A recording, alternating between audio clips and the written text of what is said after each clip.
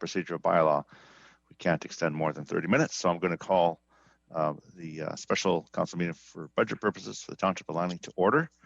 First item is adoption of the agenda items. I would ask that before we adopt it, that we move C1 to just after A1. And under other business, I've been asked to add the Aldergrove Christmas tree to other business as per Councillor Arneson. So with that, I would ask for a motion. It's moved and seconded. Okay, I see a hand. Okay, no hands now. Good. Call the question. All those in favor? Opposed? Carried. Thank you. Opposed. And so now we move into the main event. Or sorry, we'll go to election political sign bylaw amendment for fourth reading. That's C1. Could I have a motion, please, to give final reading? So moved. Councillor Richter and a seconder. A second. Councillor Kunst. Discussion. All those in favor? Opposed? Anybody opposed? Councillor Arneson opposed. Motion carries. Thank you. And thank you.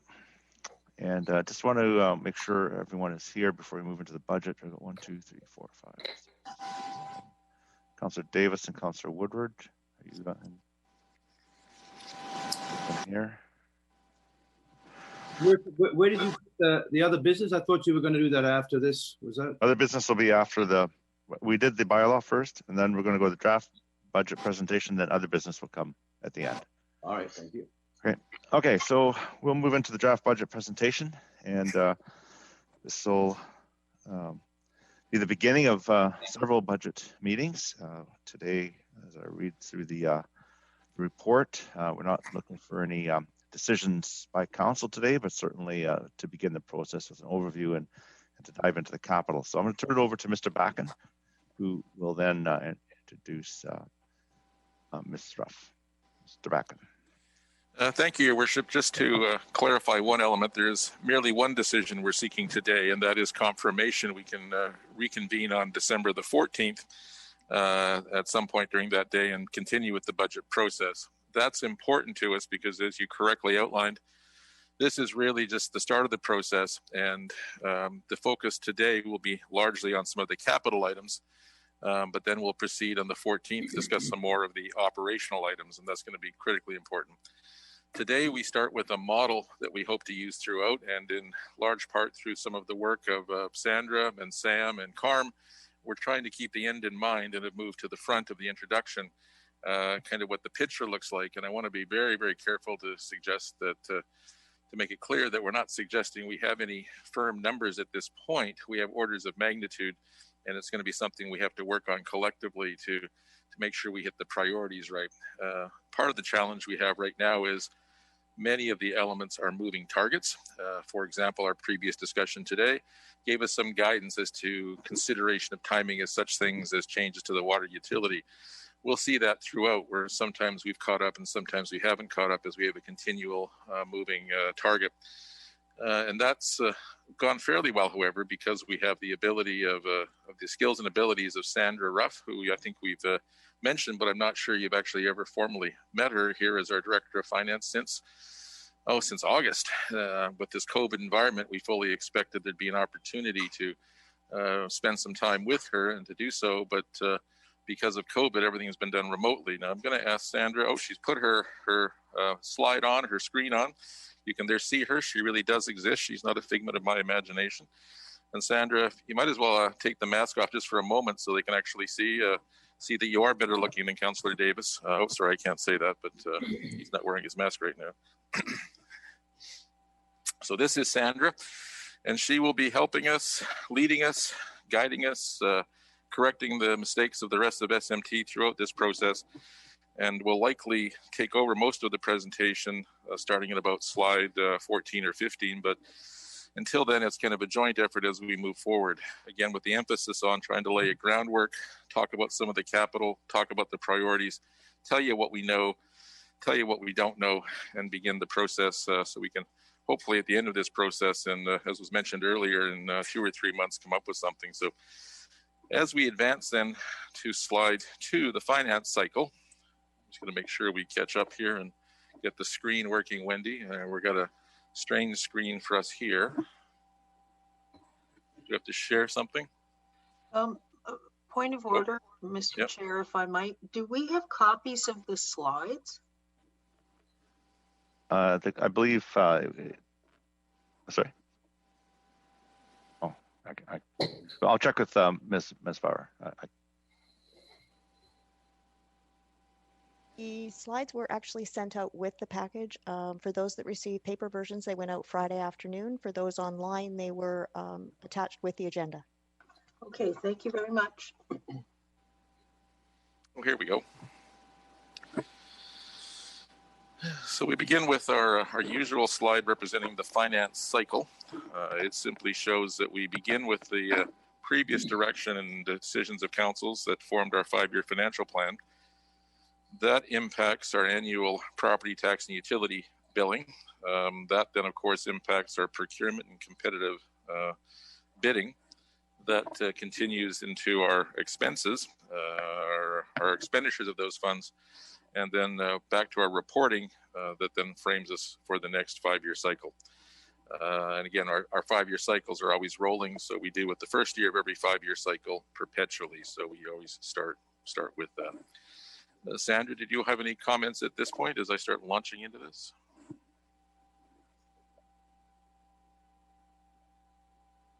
Oops. If you do, Sandra, you're muted, so we're... No, I'm good. Sorry, I was off mute. Yeah. So this is going to be our start of the tag team through the day. So our next slide represents the budget timeline. This is a very rough timeline. We begin, of course, with the 30th and then December the 14th. And subject to how these 2 days go, we'll then try to align something for January for further council discussions and, if feasible, start to initiate public input. The rest of the dates all depend upon how the first, how things go from now until January. And we'll revisit this slide later on in the presentation towards the end. So we begin. Worship and Mr. Bracken, my screen has got a split screen. Is that what you're intending? Because I can't quite read it. It's so small. There we go. There we go. We're getting our technological difficulties out of the way. Our next slide then is slide 4 in my numbering, but I may have renumbered them on us inadvertently. We just wanted to make sure we have some of the assumptions we have that we're starting with right now. And as I previously mentioned, the material you're seeing represents revenue needs and expenses for consideration. Do not suggest or reflect any suggestions as to the rates or impact yet. We also begin with a very big assumption that there will be no 2020 operational deficit. We'll get a better handle of that by later in December, but that's always been the challenge moving forward. We've been struggling with the COVID environment as everyone, and it's something that we think we're going to be close to, but it's is an assumption for us to start with. We have also assumed a growth rate of 1.53% for 2021. That's down from our usual 2% assumption, but it reflects the numbers we're experiencing in 2020. It's been a little bit of a different year, and we can all imagine why. We also make the assumption that our recreation service levels are as per the 2020 budget, and that means, generally speaking, increased expenses because we're going to have to allow for cleaning and for direction and for parties to monitor the operations. So in addition to our usual expenses, we have extra expenses, but we're also experiencing a decline in revenues, and we're anticipating that the revenues, if this environment were to remain, could be 25% of our historic levels. So that's very important because it means we have a double whammy. To operate as we have increased expenses, and we have then decreased revenues, significantly decreased revenues going forward.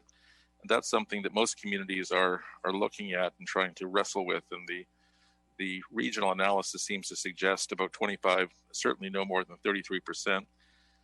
And the most recent predictions, I guess, from the Prime Minister suggested that it would be this COVID environment perhaps until September when a vaccine is fully, prepared and distributed. So we have that. The numbers and process we also have reflect previous council directives regarding the ACUCC, Blair, Walnut Grove, and any other direction we may have received. And we've also included previous commitments and annualized revenues from previous years, which annualized costs for previous years, which would require additional revenue. Now I'll just pause now and see Karen. Sorry, Freudian slip there. Sandra, any thoughts so far? No. Okay.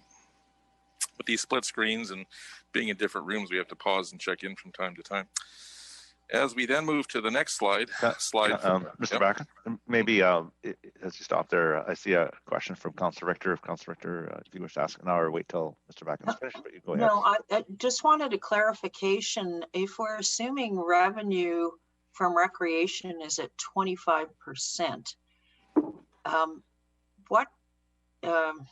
like how much revenue are we losing? Do we have a number on that?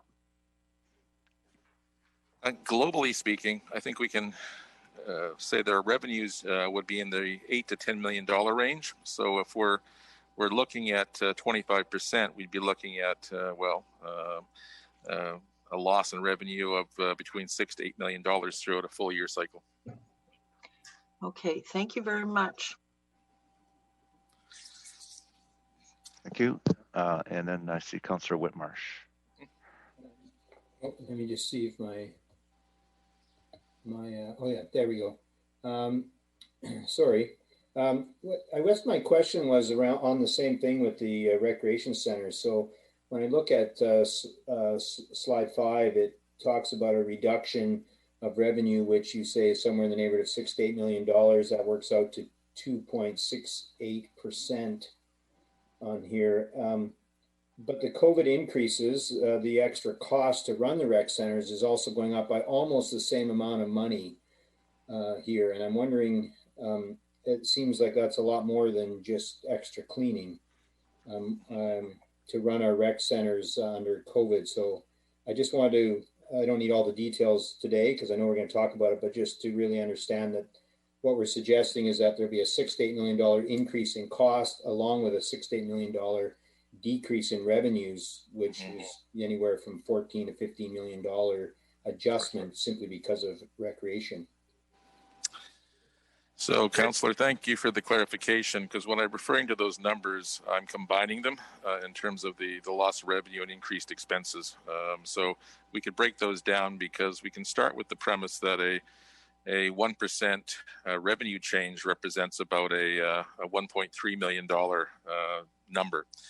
So when I use those numbers, I'm beginning to combine them already. So it's good to break them into the two parts because each percentage point you're seeing here represents roughly $1.3 million.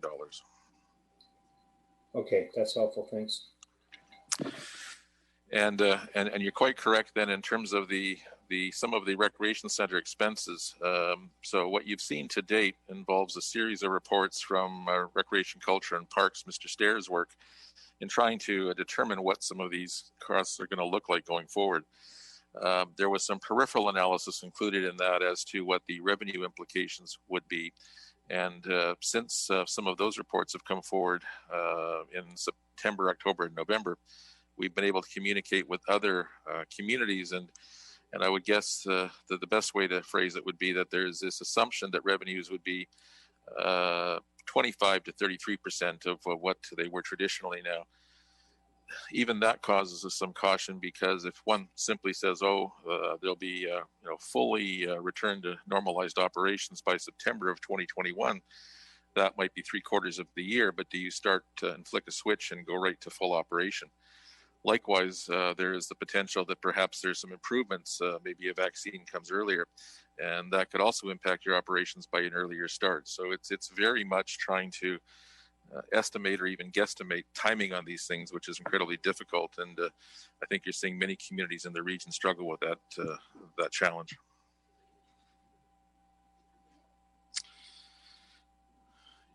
Your Worship, hearing my screen doesn't show if there any hands are up. Oh, there we go.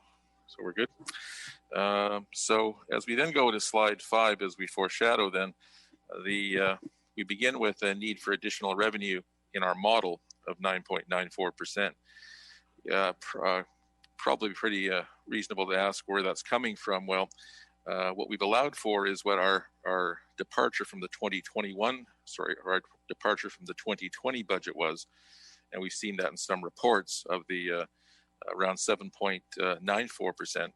And then we've added 2% to allow for what we'll call inflation, but that's actually probably the wrong term. It's probably better off to phrase it as being our municipal cost drivers, which include some of the wages that we may see under collective agreements that have been averaging between 2 and 2.5%, and some of those numbers that we've actually become familiar with. So we use that only for the purposes of the model to start. Staff are actually actively working on that base budget number and trying to drive it downwards. And by the 14th, we will probably have a different number to show you there.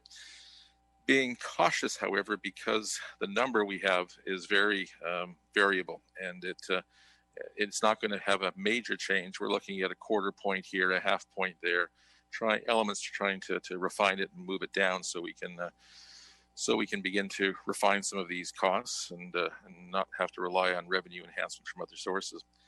As Councillor Whitmarsh pointed out, then we also had our recreation center increases, and then we have our revenue loss. Built into the numbers so far is also this contribution to capital, and that is also set by council policy, and that's built in to be at 8.8 million, which is in and of itself a significant number. As was previously referenced, we also have growth, again, not at 2%, but at 1.53%. And we have the restart grant. Now, this is a one-time grant of 5.46%. So that's helpful, but also has to be looked at with a bit of caution. We won't have that number in 2022, so we have to be very careful in terms of what we're looking at as our revenues and expenses being not only this year, but next year as well. And then we include a historical number in terms of what our long-term revenue increases could be, whether it be from taxes or user fees or whatever it may be. We put that at 4.95%, but that could be higher, could be lower. But if we use it to balance the model, we still need an additional 3.02% either in expense reductions or revenue enhancements to make our model actually balance. And throughout the budget process, we'll be trying to use this table, I suppose, to try to look at things where we can increase here and decrease there and show the implications, because this is what I referenced earlier by trying to keep the end in mind as in terms of what the context is for our discussions. It is very difficult to have a discussion about, say, a huge capital expenditure without knowing what the operational impact would be, both from our revenue that may be in our reserves, perhaps from our borrowing, perhaps from operating funds going forward. They all have to be taken into account. So keeping the end in mind, we'll return to focus on this. So we'll pause now, Your Worship, because there's some questions. But first, before I do take the questions, if you will, Sandra, did you have any comments at this point to help perhaps clarify what I've tried to say? No, I think I'm good. Okay, well, thank you, Mr. Mackin, for that overview. And as you stated, this is an overview, and lots more work has to be done. So there are some questions from council, and we'll go through those. Councillor Richter. Yes, I have 4 questions. The first line there, the base budget in accordance with previous directives, policies, and procedures of 9.94. We unfortunately had to lay some staff off because of COVID.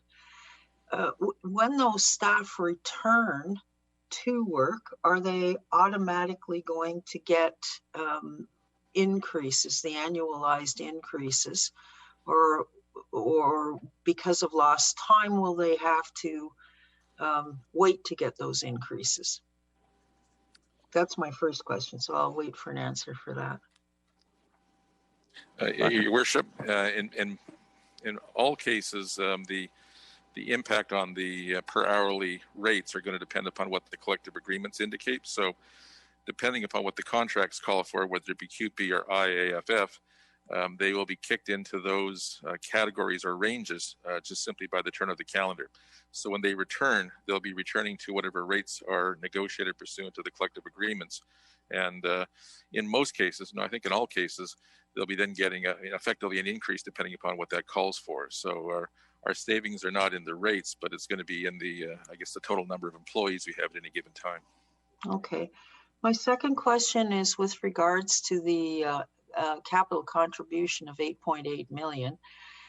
This is a very unusual year, as we all know, and do we need to put the 8.8 in? And what are our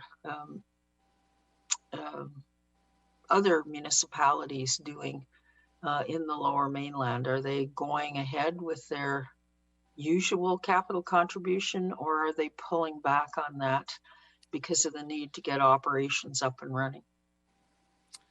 Your Worship, a great question, because it does underscore that contained in our numbers is a significant contribution to capital.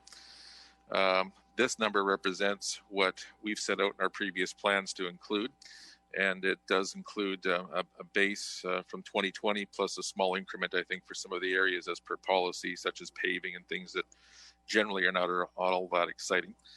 Now, as compared to other communities, it's very much a mixed bag. We're seeing a whole range of things. It's being suggested, for example, in Surrey, who does it a bit differently. They do have a contribution to capital, but they're moving to what's called a levy system, where they're actually levying each parcel a certain rate. Last year, we understand that rate was $100 per parcel, and this year there is talk, and again, it's very early in the process, of perhaps a $200 or $300 levy per parcel, so they can actually begin to build enough funds to develop some of their capital programs. Other areas may be cutting back, but any cutback depends very much on the state of their infrastructure. As we'll see when we get into some of our infrastructure, it'll always be the will of council, but we're seeing continued increased demand in some of our areas, such as facilities and roads, that the longer we wait to repair the roofs, the culverts, and all of those things that go along with it, it makes it more of a challenge. But that is certainly appropriate to consider what the appropriate contribution to capital should be, and even perhaps have a discussion, although perhaps not today, in terms of what are the benefits and liabilities of a levy system and what the implications are.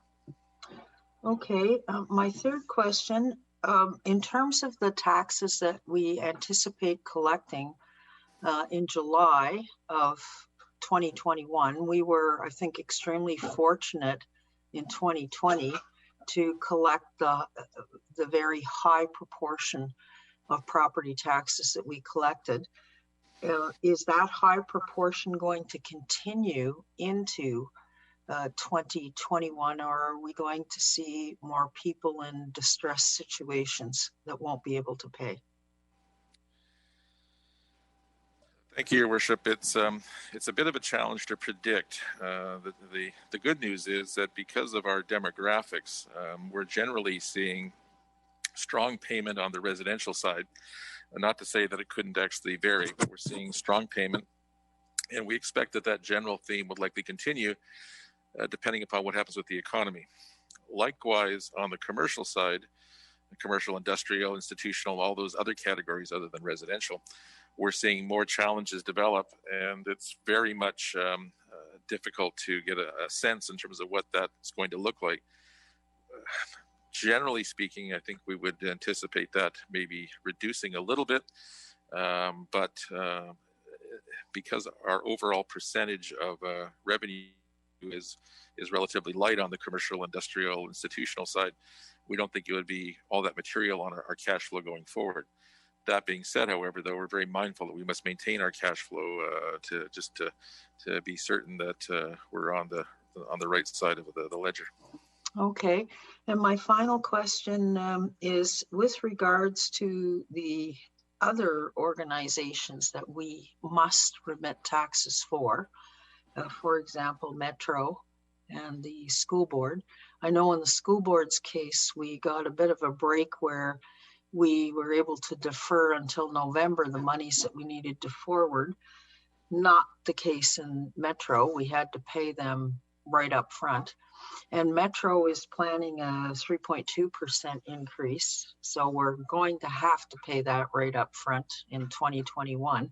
Have we included that impact into this budget?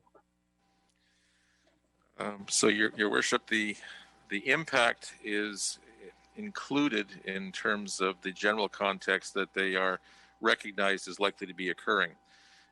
As we don't determine, calculate, or actually do very much based on those numbers, our analysis is independent as to the township's needs.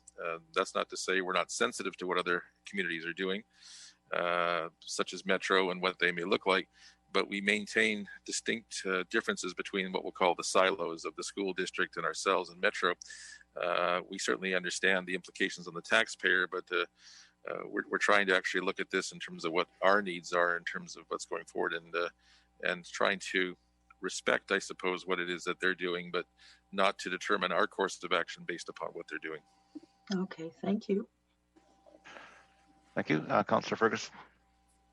Yes, thank you, Mr. Mayor.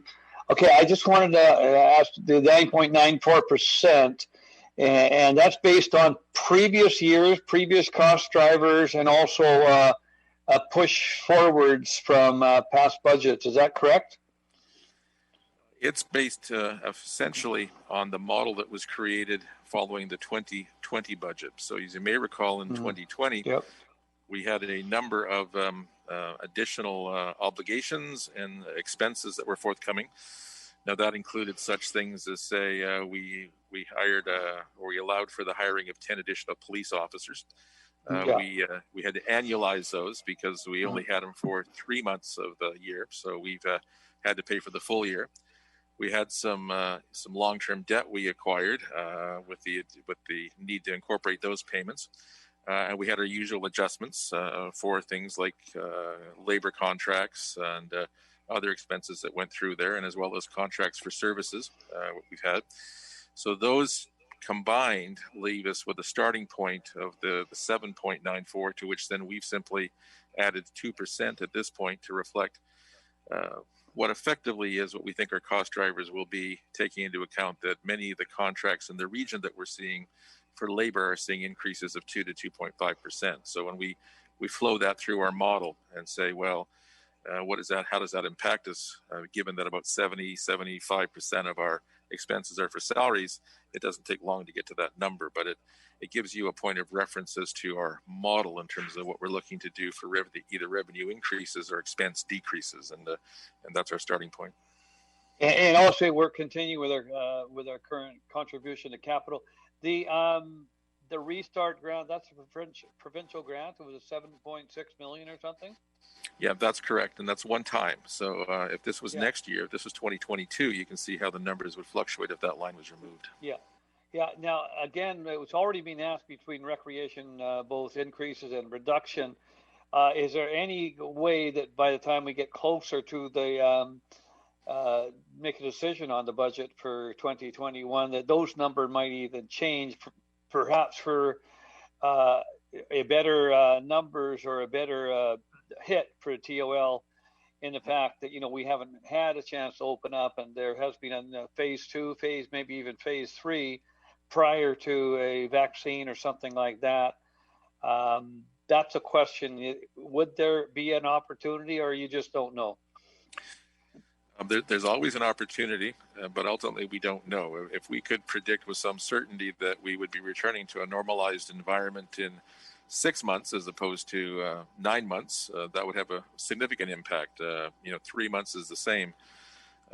Right now, as we look at what our scan tells us in terms of what other communities are doing and what the federal government is advising in terms of a broad-based vaccine, we're thinking it probably is 9 months of pretty much the status quo. And by then, there'll certainly be some slow increments, some slow improvements, but it's really hard to base your revenue and expense models based on the current status quo, which is so much different from what we're used to.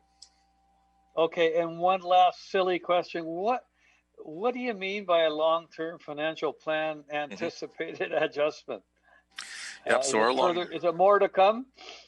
No, it's actually referencing our long-term financial plans, where we've had a lot of variability, but we've always had models that would say range between 3 and 5% in terms of what our revenue expansion or growth would have to come from. So I'll rephrase that: what our revenue expansion and our growth in our revenue base, other than from from growth in terms of new units in the community, and as well our expense reductions. We've always been around that number, and we've simply transposed that over so we can give you a sense of what it could look like.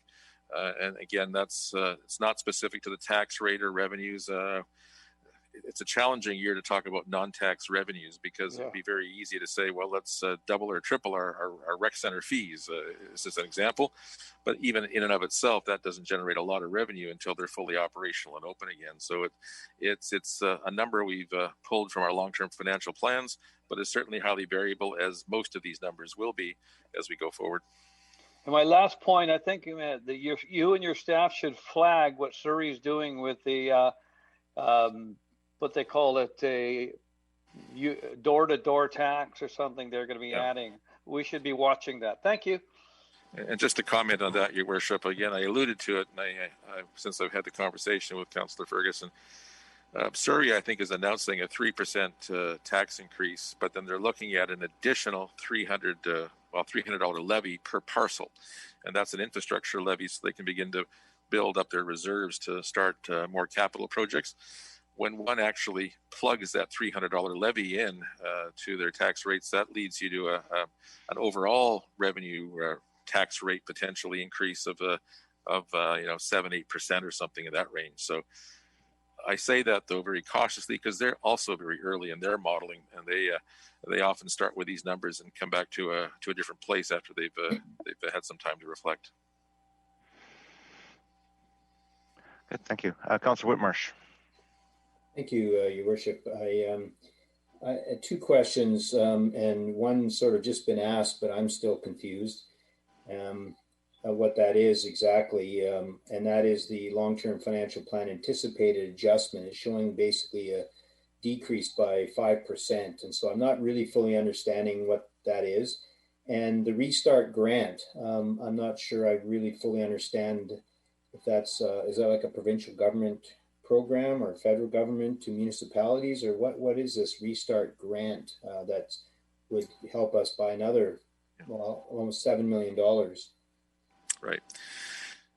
So, Your Worship, a good time to interject and show what the table actually demonstrates. So when you see the numbers in the table, say with that 9.94%, that's revenue we have to raise, and that can come from sources such as user fees, grants, taxation, all of those sorts of things. Wherever we can raise revenue. What that's based upon really is matching our expenses or meeting our expenses that we anticipate in a status quo environment. So we start with that as being a number that is really what we either have to raise or reduce our expenses by. We've talked about the recreation centers, but when we come to the brackets, those show relief from that number. So if we have growth of 1.53%, we know our revenue will likely go up by 1.53%. So we deduct that from the 9.994%. Likewise, the restart grant, one-time grant from the province, $7.6 million to help communities cope with the implications of COVID. That represents, again, a deduction from our expenses, or if you will, revenue we picked up. And the long-term financial plan anticipated adjustment means that historically we've seen revenue growth, which could be taxation, user fees, grants, all those sorts of things that would be used to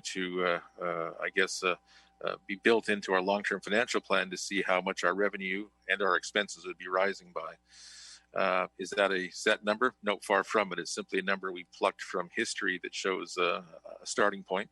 And even with those revenues, we still have an additional balance needed of 3.02%, or if you will, about $4 to $4.5 million. We still have to actually work with if this model was being finalized. Fortunately, it's not. I don't want to give too much optimism, but I mean, it's not a final number. These are really showing the process we'll be utilizing. So as council decides, well, maybe we want to see less contribution to capital. Maybe we want to see more. Maybe we want to see a lower number in terms of rec center costs. Maybe we want to anticipate that we'll be back to work in the rec centers more quickly. Maybe it's only going to be half a year as opposed to 3/4 of a year.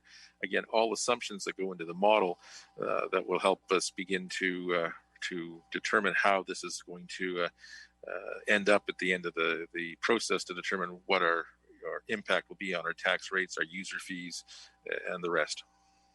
Okay, so just for clarity, so that last one, it's really adjustments that staff might recommend, council might approve, adjustments to the budget, possibly reduction in expenses of approximately here 4.95%, so that we would be finding that money, adjusting our budget to reduce it by about 4.95%. Is that kind of? That's a piece of it, because that's generally what our challenge has been, 4.95%. But if you wanted to take the totality of the challenge, it would actually be 7.97%, because again, we still have that balance to reconcile, Right. Which means that's additional ones we have to come up with. Okay, thank you. Thank you. Councillor Long? Thanks, Your Worship. So is that number, the 3.02, is that's what's being proposed as a starting point? No, that's still the gap we have to come up with, provided that we left a 4.95% revenue increase or expense reduction in place. If you're looking at the model, the actual number at this point then is with what we have there. You'd have to add the two together, because it shows them what the magnitude of the challenge is. Which two? You have to add the 4.95 and the 3.02. Right. That would be what the tax increase would have to be for this model. Well, there's two problems with that statement, and I respect what you're saying, is because we're not really to tax rates yet. We haven't actually done those that drill down yet. We're talking about the need for additional revenue to balance the budget or reduction in expenses. And there's just so many ways that can be achieved. As we saw last year, we talked about things, and we're going to talk about that in the next slide, what the options actually are. And some of the options, of course, are borrowing. Some of the options are mill rate adjustments. We've seen that done before. Some of the options include, deferring certain expenses, annualizing them later. We have a smorgasbord of options that can impact it. We're just coming up with a starting point for the model, so we can always keep the end in mind and understand what the end result, how that will impact 2022. Okay. And as far as this parcel tax that Surrey's putting in, has the township's never had a parcel tax, has it? Not in the scope and scale that they've done. Their infrastructure levy is something that we've never experienced on a global scale. We've seen localized ones, but not what they've had in place and what Abbotsford has in place and others have in place. But we did have a 0.5% or 1% or something that we were allotting to infrastructure savings, right, kind of a thing. Is that still in the budget? So, historically, there was actually going way back, under some of the previous long-term financial plans and independent studies, there was attempts to raise money and allocate it to certain reserve funds. And I think at one point we might have even achieved as high as, I think, 13% of our overall revenue was going towards building up the reserves to improve the capital infrastructure of the township. So that's where it is now. As we come down to now, we built into our 8.8 million slight increases from previous years, not huge money, but I think, as you say, 0.5 point or something in that range, because we're trying to build it up in certain defined areas, such as, I think, paving was one, and there's others, facilities is another, where we're trying to raise it. But that does still, at this point, give us a fairly robust $8.8 million contribution to capital, which, sorry to interject on myself here, but which, if you talk to the engineers and the facilities people, they're saying is needed, and even more, simply because we're falling behind in repairing roofs and fixing culverts and all those things that are very critical to maintain your infrastructure. Thank you. Thank you. Councillor Richter. Yes, I'm just wondering what percent of the 9.94 is the 8.8 million capital contribution? And I guess maybe a better question might be, what are the exact components of the 9.94% needed? Do we have a list of this? Is it listed somewhere? So I think Sandra, she can probably bring up a slide, and while she's doing so, the 8.8 million, if you were to divide that by 1.3, because roughly 1% increase in revenue equates to $1.3 million, that would give you the number that the 9.4 is, 9.94 is. And in terms of where we started in 2020 with the postponements and deferrals, we'll see if Sandra can bring up the slide, and we'll have a brief discussion on that. Okay, and while she's bringing that up, I just was wondering if we could get more information on the Surrey levy system at some point as part of this budget process. So Sandra, because it's small on our screen, I'll have you take us through what the 2021 increases are, and I'll chime in as I can as I get my glasses unfogged here. Sorry, I'm just trying to change the layout to help with it.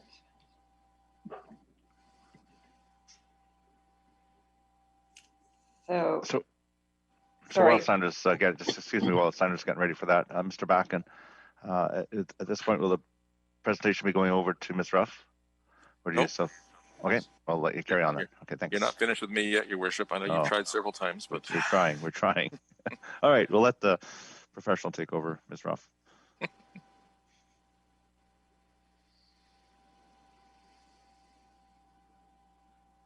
Sorry, I can't get it to come up on the screen better, but we can just run through it. So last year there was a number of deferred and annualized service and maintenance contracts. So a lot of this was in the area of facilities where we deferred a number of maintenance increases that were required to the 2021 year. Those totaled, I think, around $1 million in across all of the various divisions.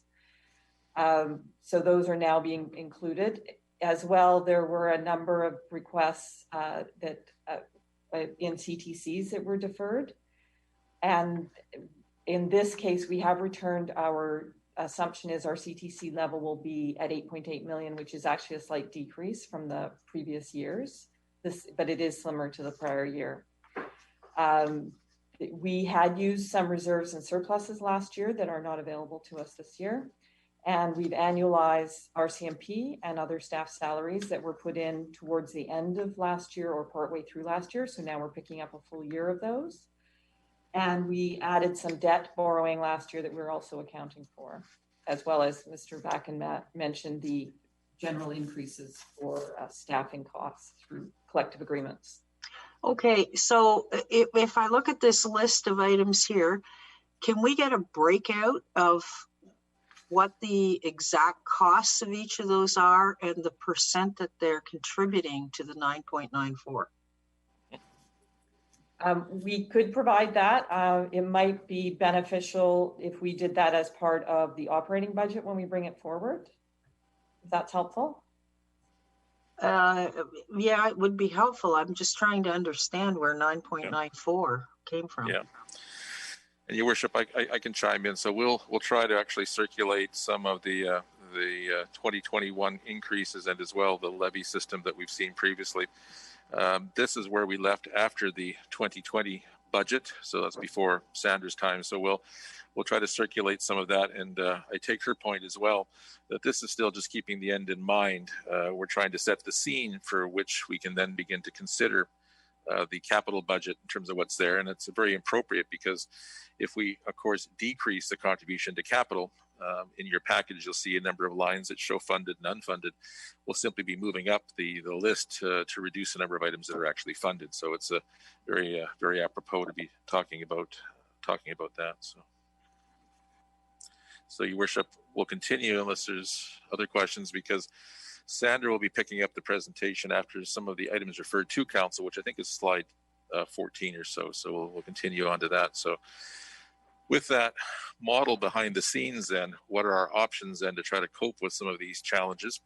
And as was referenced already, we can look at levies, and levies can be an interesting thing to the extent that they are very transparent. You're levying something for, say, infrastructure or facilities or some piece that's there, but that doesn't actually reduce your overall cost to the taxpayer, because the levy is something that is really going to segment a part of your contribution to capital. What I mean by that is a levy of $100 or $200, if that's added to your model, then that's effectively a potential increase. It's only going to be a break even if you can reduce your contribution to capital and other sources. So we're cautious about that. We think it has some benefits, but we'll circulate more of that information as we start talking about the Surrey model. Other things that can be done, of course, are deferrals. As we did in 2020, there was a number of things that were deferred. As there's some things here we can defer till 2022. Our reallocations, can funds from any operating programs or capital projects be reallocated? We'll have a bit of a discussion on that as part of the operating discussion. Reductions are also something that no one likes to talk about, but something we should always turn our minds to. Are there any programs that could be eliminated? And as was also referenced, can the contribution to capital be reduced? Also, then, as we've done in the past, we can use reserves and surpluses. We're mindful, though, that as we get into our discussion about where our balances are, we are on the lower end, and that causes us a bit of concern. We can also look at strategic borrowing. We did that quite successfully last year. And as we'll see in the presentation, about 1.3, I think it's about a $1.3 million payment, which is roughly 1% of the revenues, could attract about $21 million in borrowing. Again, we're not suggesting that, but it's an interesting situation that we're seeing where the cost of money is so incredibly low that it's something that's an option that at least has to be discussed.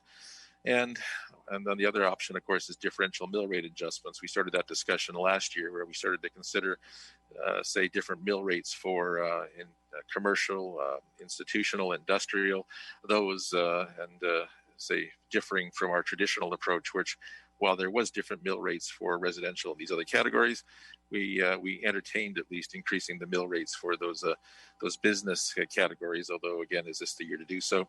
And finally, there may be other things that we could look at as well as we go forward that we'll have to contemplate, because there's always a willingness to look at new ideas.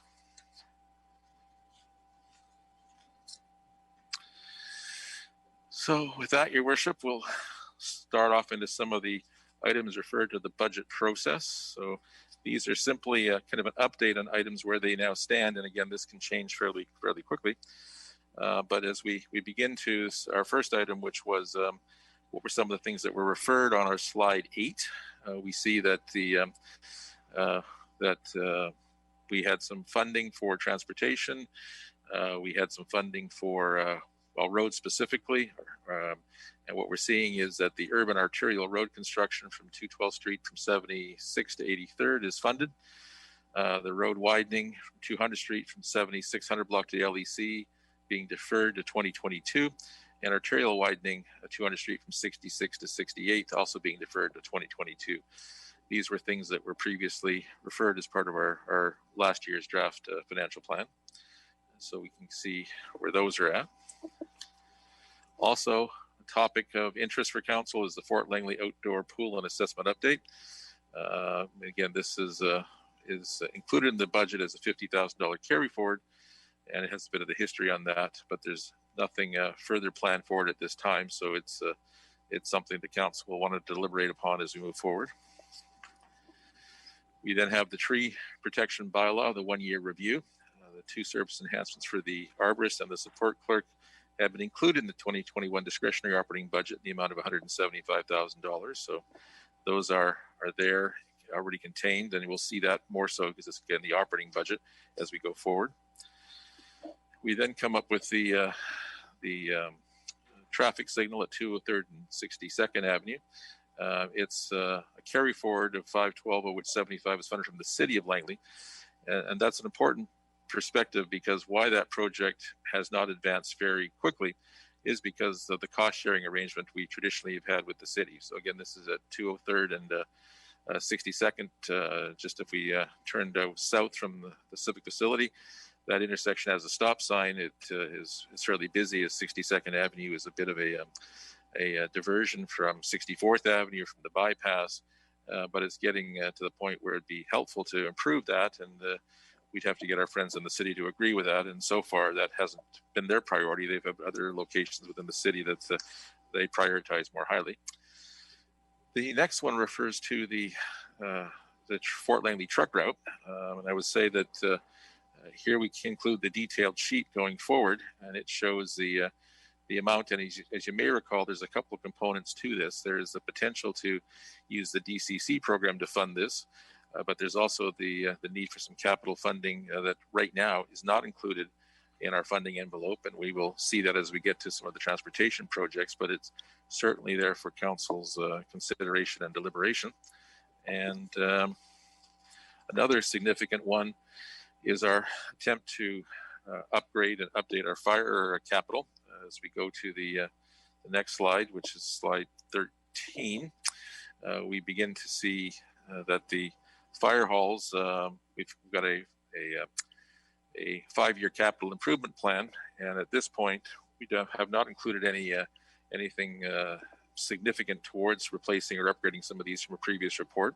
So again, this was a report that council received, referred to the budget process, had a number of items that we should consider, and at this point, we're not really dealing with it, and we are putting on the horizon, though, the replacement of the Otter Hall number 7, which has a potential cost of about $26.9 million.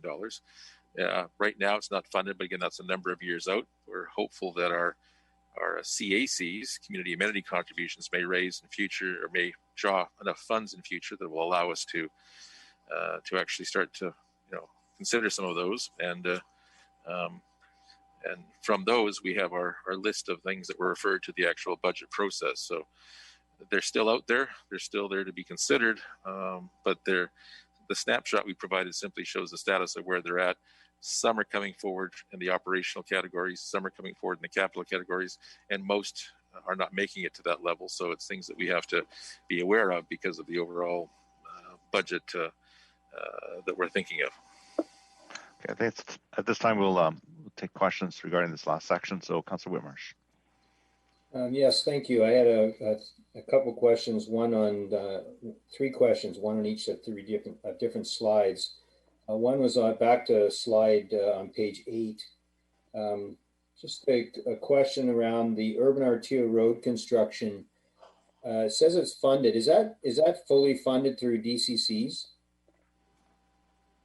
On page 1 second. I believe that is correct, but we're just double checking. It is DCC. Yeah, fully funded by DCC. Okay, so is that something that when we say now it's funded, so is that something that is going to be, we're going to see the actual work starting on that in 2021? Your Worship, I'll chime in. Remember that until the budget's passed, we can't start the procurement process. And that would be final adoption of the budget itself. Now, given timing of procurement, the earlier we have a budget, the sooner we can start procurement. The later, the longer it takes, and that may put us in jeopardy of such things as the fisheries window and some of those things, depending upon what we see out there. So the short answer is, depending on timing of the budget, as it's a DCC project, it is something that could be started, but what that would look like, keeping in mind that I'm not sure of the status of detailed design and all those things, you may not see any physical construction until, say, 2022. Right, okay. Thank you, that's helpful. Page 11, slide 11, this is the traffic signal, and I don't have the document in front of me, but I'm trying to get what the cost of the full thing is. Is the total cost $512,000? Is that what's carrying forward, and it's funded from carry forward? No, is that the 203rd and 62nd? That's correct. Okay. So, Mr. Seffi, are you out there? Because I think you've looked at this project several times and can probably give a good update in terms of where we're at with it. Yes, thank you, Your Worship. I am here. It is the township's share, and maybe I can just add beyond what Mr. Backen said earlier. Other than the need for collaboration with the city, we also need additional dedication of the road to accommodate the left turn movements once signalized. So that is our share, that's anticipated to be our share, the township's share of the cost of the full signalization, plus including the widening. So is that a 50-50 shared cost with us and the city? That's correct. Okay, so the 150K is included in the 2022 budget. That's in addition to the 512, and is that correct, or is that part of the 512? I believe that's. Sorry, go ahead. Somebody else, who I think was chiming in. Sandra, was it you? Yes, sorry, that's in addition to the 512 carry forward that we currently have. Okay, so regardless of once it's done and finished, it'll be 50-50 shared by the city. Okay. All right, last question. Just a word of caution on that. Yeah. Just Councillor Whitmarsh, just a word of caution. That is our model. They may do a analysis that suggests that their residents don't use it as much as, say, our residents do. So as a consequence, they may not agree with that, I guess, categorization as well. Even if they do agree, it then comes down to their own priorities. And this is a bit of a challenge for us because they may have other traffic projects that they want to apply their funds to. Mr. Seppi, you've had some experience with this. Can you perhaps enlighten us in terms of where you think this may exist for them as a priority? Thank you, Your Worship. I think Mr. Backen actually put it quite well in just simply stating that it is not a priority based on our discussions and negotiations, I guess, over the past few years. It has not been identified as a priority. Yeah, so that's a bit problematic. Of course, you know, if it's a priority for us and not for them, how do we get around paying for it, and how does it happen?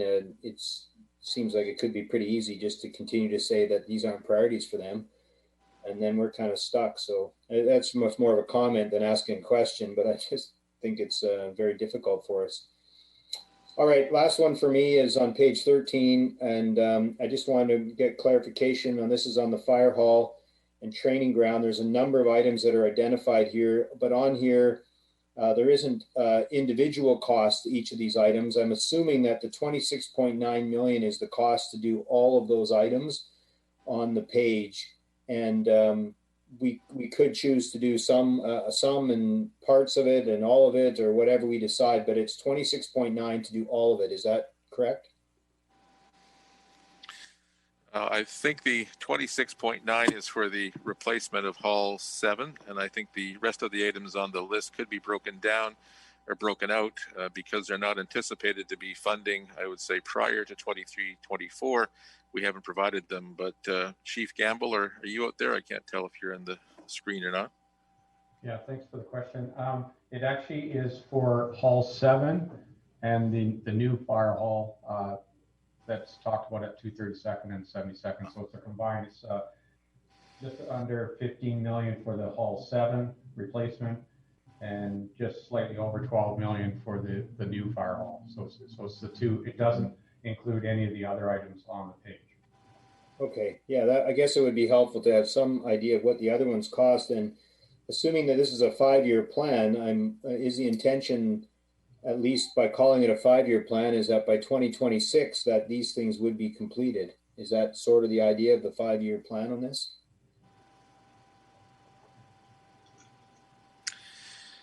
Chief, I guess I'll start the process. The 5-year plan is a bit of a rolling plan as well. So if we had unlimited resources, I think we'd probably be accelerating these. But given where we've ranked them against some of the other priorities that from some of the ranking criteria that we'll get into in just a few moments, it doesn't quite rank as highly as some of the other priorities. Not to say they're not significant, but it's just that we have some critical and some high needs, and that means that these replacement and maintenance issues sometimes get further pushed out. Is that a fair summary, Chief? Yes, exactly. That's the discussions that we've had up to date. Yes. Okay, thank you. Thank you. Councillor Richter. Thank you, Mr. Mayor. I guess my question is, in looking at the items in front of us, has there been any consideration given to a differentiation between need to have versus nice to have? And should we be including that as a filter on priorities for this next year, given that it's going to be a difficult financial year for everybody, not just for us, but we're going to feel the impact of the difficulty that people and businesses are facing out there. And as an example of that, in the last budget or the budget before, I can't remember which one, we took out a debt in order to replace the roof on the municipal athletic park in order to be able to host a tournament of some sort. in July of 2021. Now, I still question whether that particular tournament is going to be going forward in July of 2021, unless everybody's received COVID vaccination by then, which I highly doubt. And so could we put that project, for example, because that's a nice to have, it's not a need to have. Could we put that project on hold and redivert those funds as an example? So Your Worship, as an example, we're really talking about the concept of the carry forwards, previous projects that have been authorized by council. And the short answer is, if they haven't been completed or started or contractually committed to, council always has the ability to, reappropriate the funds to other projects. That's one we can get into in a bit more detail, because as I recall, much of the roof work there has been completed as an example. I know it's only an illustration, but part of the discussion will be with the carry forward. Yeah, but part of that project, Mr. Backen, was building a whole new ticket booth in front of it and a big parking lot and everything else. Like, do we still need to proceed with that, or could we just stop it? It's a very good question in terms of could we stop it, and my stock answer would be it's always possible to stop if the work hasn't been done or contractually committed to, and I honestly don't know the status of that exactly. As we get into it, we can look at that as part of our carry forward discussion. To your more global question then, as to the prioritization of the projects, generally speaking, we're going to see that the projects that are fitting within that envelope are called critical to high, and we'll talk a little bit about what the ranking guidelines mean. And generally, that means that there's a lot of other projects that I think many people would assume would be done. I think some of the examples might be roof repairs or other things that are still very important that are not getting done at this point. Now, of course, you're quite right. During the COVID environment, can we postpone those for one more year or a few more years? That's certainly going to be, I think, a topic of discussion.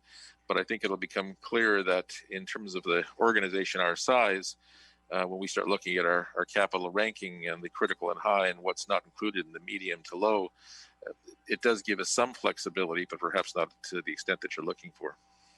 Okay, but if we go back and look at all the things that are in the carry forward list, for example, can we go back and look at all of those and say, all right, do we really need to do this? Like the critical, I agree. Just looking at these guidelines here right now, the critical is what we have to do. But do we have to do even the highs anymore? And my understanding is with these rankings that come forward, the rankings come from the individual pillars or portfolios within the organization. Is there any kind of cross discussion about, okay, parks might have something as high, engineering has something that's high, which is more important, what engineering needs or what parks needs? So Your Worship, and that's a good question, because once we get into the category of critical and high, generally they're going to be having the same criteria applied.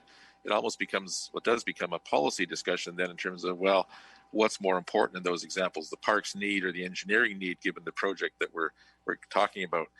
In answer to the question, though, yes, of interest, council certainly can look at the carry forwards, and they can actually look at the ratings and the rankings to say these projects are worthy of proceeding, these projects are not. And in fact, there may be some projects of the medium level that have significant policy implications that need to be advanced because of some of the policy issues that councillors have faced during the year, and some of those could include aquatics needs in a community, whatever it may actually be, because they feel that those things have a significant policy implication if they're not addressed.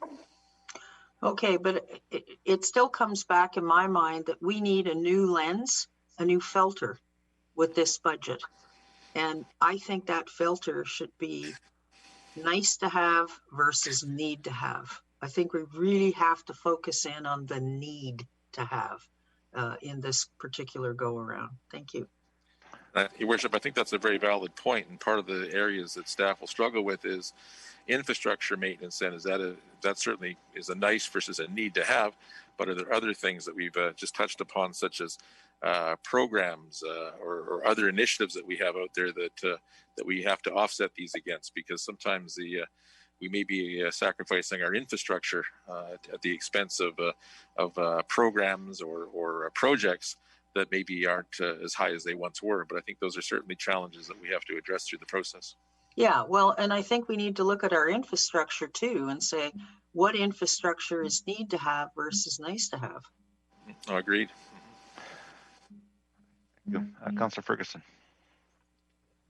Yes, we all certainly agree to that. Absolutely, that we have to need versus that's nice. And I think that's important that all of us know that. He took away the screen, but that's fine. I can remember the fire halls.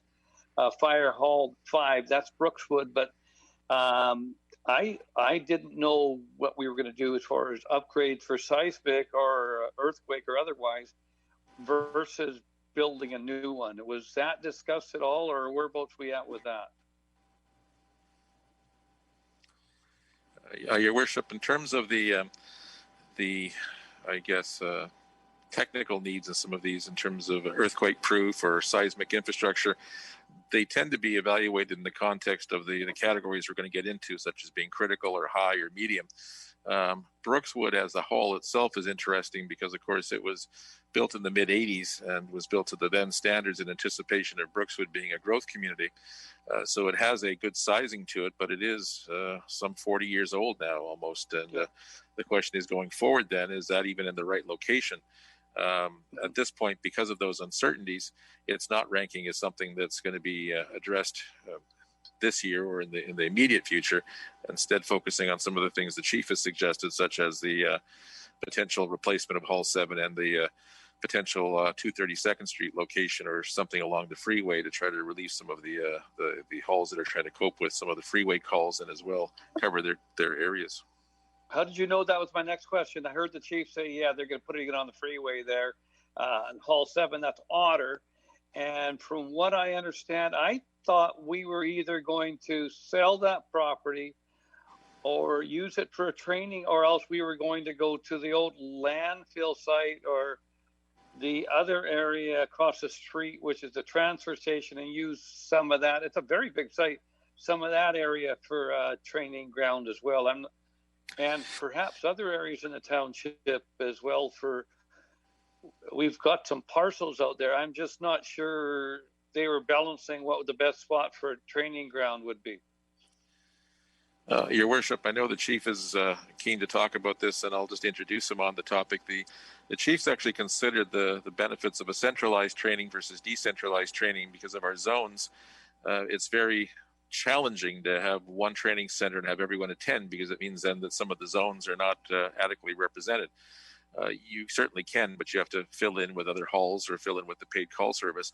As a consequence, his model would actually include trying to have some of the training centers in each of the zones, like to segment the training to various areas. So you may have your extraction in one facility, you may have your fire fire training with dangerous goods in another area, so that they could actually train within their zone, and that way they would actually be able to be maintained and keep operating even if a call came in. No, I didn't do that justice, Chief, but did you want to try to expand upon some of the benefits of segmented training? And actually did a really good job. It really is, as you say, decentralizing the training. With 120 square miles, it's a challenge for us to do this live fire training or extrication or confined space, high angle, all those types of training needs that are currently required and in the future. So the idea is to split them up. What it does is then it means that we don't have to have as big footprint, and we can utilize, say, as an example here, the Hall 7. If we take part of the training over there, not the whole thing, the site is adequately sized, and which means we don't have to purchase property that we're already locating. It means relocating the fire hall on its existing site, take advantage of the site itself. and then do and move some equipment. And that one we're talking about, we have a container building that we use for a number of different types of exercise. Be more like what we call clean firefighting. There'll be a tower for raising ladders and things like that, but there wouldn't be necessarily any fires done there. That one would be done in another fire hall. Now, Chief, how big is Otter site anyway? Just around a little over 2 acres. Oh, it's a lot. Oh, every time, because I used to live in the area, I didn't realize it's that big. Because the fire hall is quite close to the road, right? Yes, and what we're talking about is moving the fire hall to the southwest corner. It'll make it better access and egress for the fire trucks, because the present where it is now, some of our trucks we tell the crews to avoid going up that ramp because they'll bottom out on the back edge of the trucks. Okay, thank you very much. I let other people speak. I remembered all those things. The slide's not there. Councillor Long. Thanks, Your Worship. You know, I think when COVID is over, recreational facilities are going to be even more in demand, and we just, you know, we don't need to retract a lot of the stuff that's been started. That's my hope, at least. But in terms of what we need and what we must have, this item on slide 11 about the light, was that a priority for staff? Because it seems to me that just got added to the referred to the budget by council, but was there a priority on it? And maybe staff can comment on where it sits in terms of its priority to staff. That's the 60 seconds. Mr. Sefi? Yes, thank you very much, Your Worship. You may recall that there is actually, council may recall, there's an application for development on the northeast portion of that intersection. So that kind of drives the need for some improvements, and it would be ideal if we could implement ultimate improvements at the same time. As part of that project, we fully anticipate being able to install the signalization, even if it's sort of on a IOU basis with the city of Langley, because as I said earlier, the discussions and negotiations with respect to their potential contributions still have not been concluded. So it is a relative priority from our perspective in terms of the developments in the area and the need for something that is superior to the current condition. Okay, and while we're talking about things that we share with the city, is there anywhere in the budget discussions about the traffic signalization at Fraser Highway by the Arboretum? Old Yale Road, I guess, in Fraser Highway. I don't believe we have anything currently in the budget, Your Worship. Mr. Sefi, I think that's also a challenge because that's right on the border with the city. And as I recall, historically, they were not in favor of a full signalization there. There was some conduit installed, but I think there was some challenges, and it may be that intersection is actually technically within the city boundary itself, hence why we have to be cautious, because we would, to do it in the township, we'd have to move it completely to the east. Does that ring any bells for you? Yeah, that's right, yeah. Yes, that's correct. And what I meant was, I don't believe we have it in the budget. There's been discussions, and I'm not sure where it stands in terms of neither the meeting of the technical analysis in terms of meeting the warrant, as well as the discussions with the city of Langley. Thank you. Okay, thank you. I think we carry on with the presentation. Thank you. So thank you, Your Worship. With this, then, I'll invite Sandra to start taking us through some of the capital rankings and some of the projects themselves, and we'll certainly jump in as required. Well, thank you. Before you carry on, Ms. Ruff, just if you could, you'll know where the points in your presentation are, which would be more advantageous for questions from council. So if you want to go through the slides to get to a point where it kind of closes off that section, and then then let me know, and we'll go to questions from council. And if council can hold their questions until that point, that would be helpful. Thank you. Thank you, Your Worship and councillors. Thank you for letting me present today. First of all, and we've had this slide up a little bit, and I think it's very familiar probably because it's been used in previous years, but all of the projects have been ranked in the critical, high, medium, and low by each of the individual departments. We do try to fund those that are in the critical and high categories, but that isn't always the case. The next slide is some of the other factors that are involved that are considered when we're ranking. So they may not be all relevant, but we've also seen this slide before, I believe. So health and safety, if something is critical to health and safety of the public. Items that are referred to the budget bylaw by council impact the ranking. Stewardship of our assets to ensure that we're maintaining our infrastructure and all of our assets.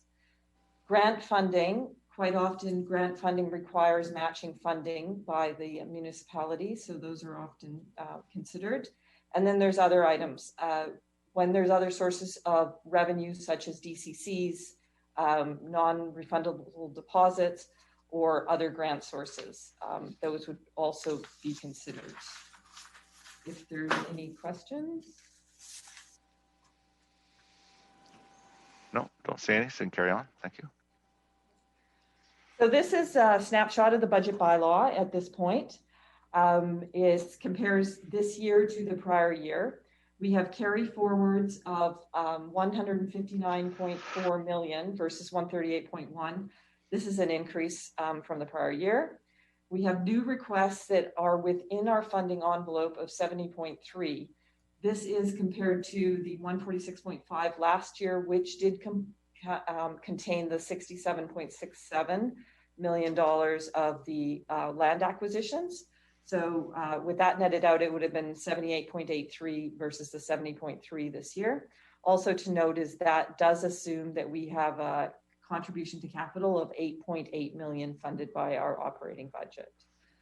There's also placeholder budget authority, which is basically, we'll review this in a couple slides, but it just gives us some opportunities if they are spending authority for opportunities if they arise, as well as contributed assets is kept the same, assuming that we will be receiving assets from developers. And then there are a number of requests that are outside of the funding envelope, which is 10.8 million this year, down from the 32.9 million from the prior year. Any questions? Oh, carry on. Thanks. Okay. So this is just a further breakdown of what is on the previous slide, comparing current year to prior year. And this breaks it down by each department. We will be looking at all of these individually. The totals on the bottom relate to the previous slide. And again, we'll note that the amount of the land assembly is what is making the numbers significantly different.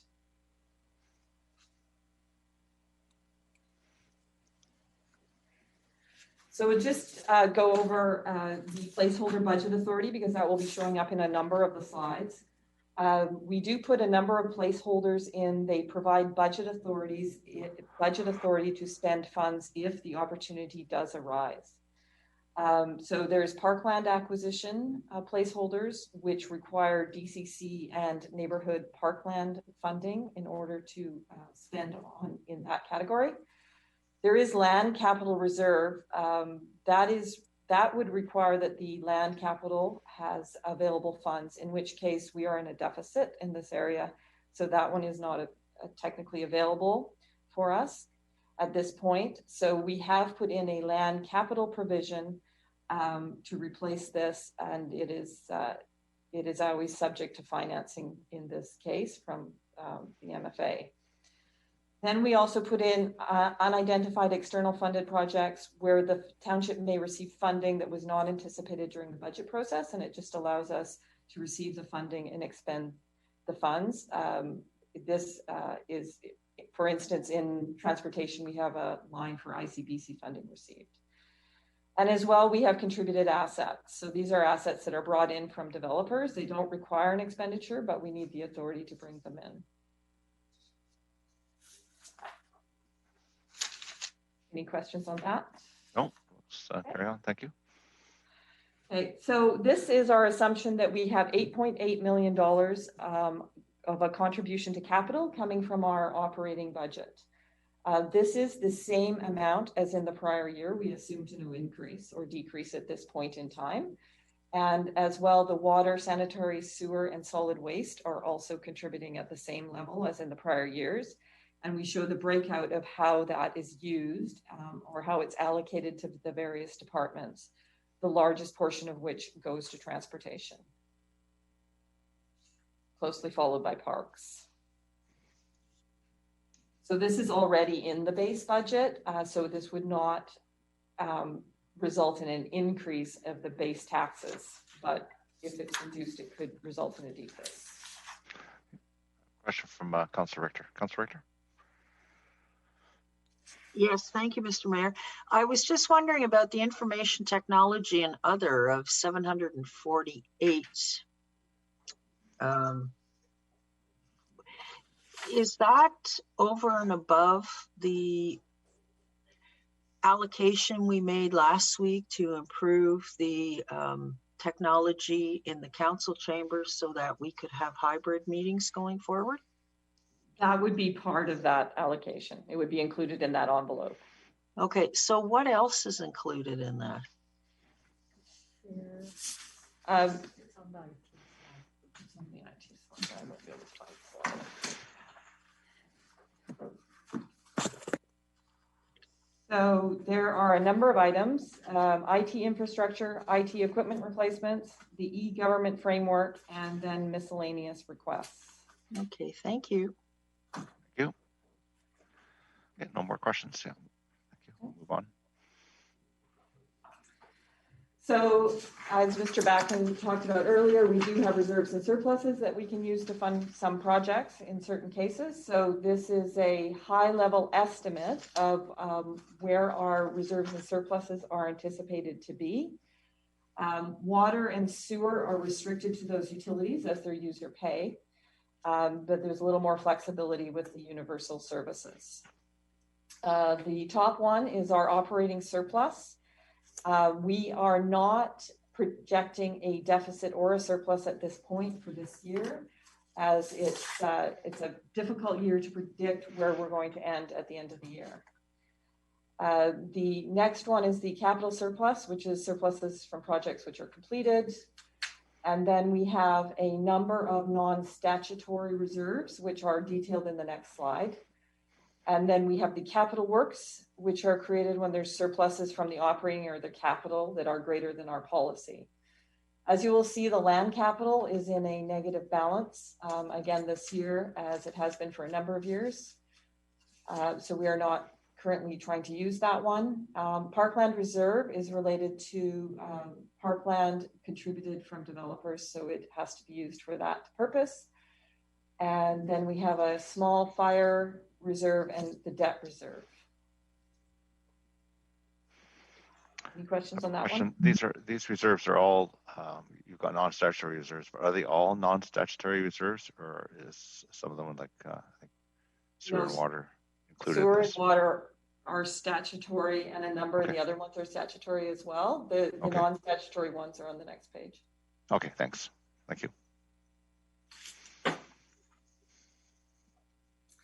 So this is the listing of our non-statutory reserves. The RCMP building is, we place half of our surplus each year into that reserve.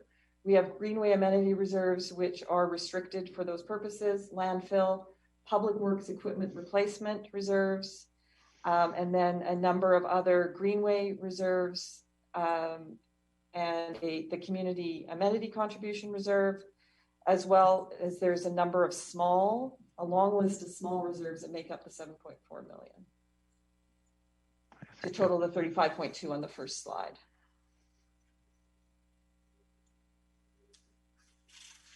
Any questions? Then we get into some of our other areas of funding. So this is our slide which shows our contributed assets.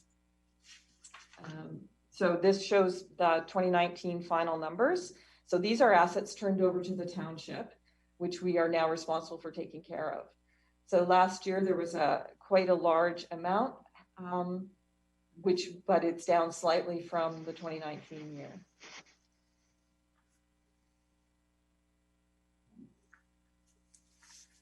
And this slide shows us our DCC funding. So I think it was alluded to earlier, we had a large spike last year. And this is as at September, the third quarter of this year. So we are on track for a much more normalized year this year. Is that spike, I guess, maybe Mr. Backen or Mr. Seffi, that's more represents an increase in DCCs that was coming. I don't know if it's from Metro and from us, and so there was a desire by applicants to get their applications through quicker. Would that be fair to say? Certainly, Your Worship. Thank you. I'll take a first step. Some of it is attributable to what you just referenced, Your Worship, but not all of it, and it's hard to determine exactly what portion is attributable to the fact that we council did pass a new DCC bylaw. So there's always a desire for proponents to complete their application so they can take advantage of the former lower DCC rates. And also, I guess, in addition to that, the new DCC bylaw does not come into effect until March of 2021.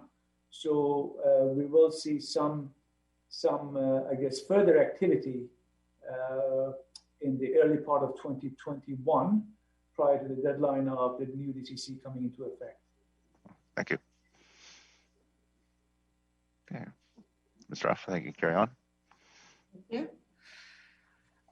This next slide is a list of our outstanding borrowings, an estimate of our current outstanding borrowings. So I think the difference between this year and last year is that the bottom sort of four have been formalized. The one that's still not finalized is the LED streetlight program. It is in its process of being finalized at this point. So other than that, there hasn't been a lot of changes. Okay, I've got some questions here. Councillor Whitmarsh, go ahead. Yeah, just looking for some clarification through your worship on the two items of land acquisitions down below, just to remind council of what those land acquisitions were. There's a total of about $60 million there, and wondering just maybe some additional information to highlight for council.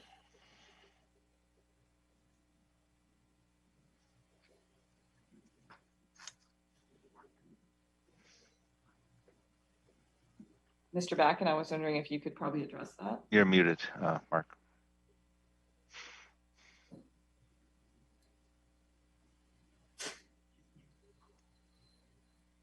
You did.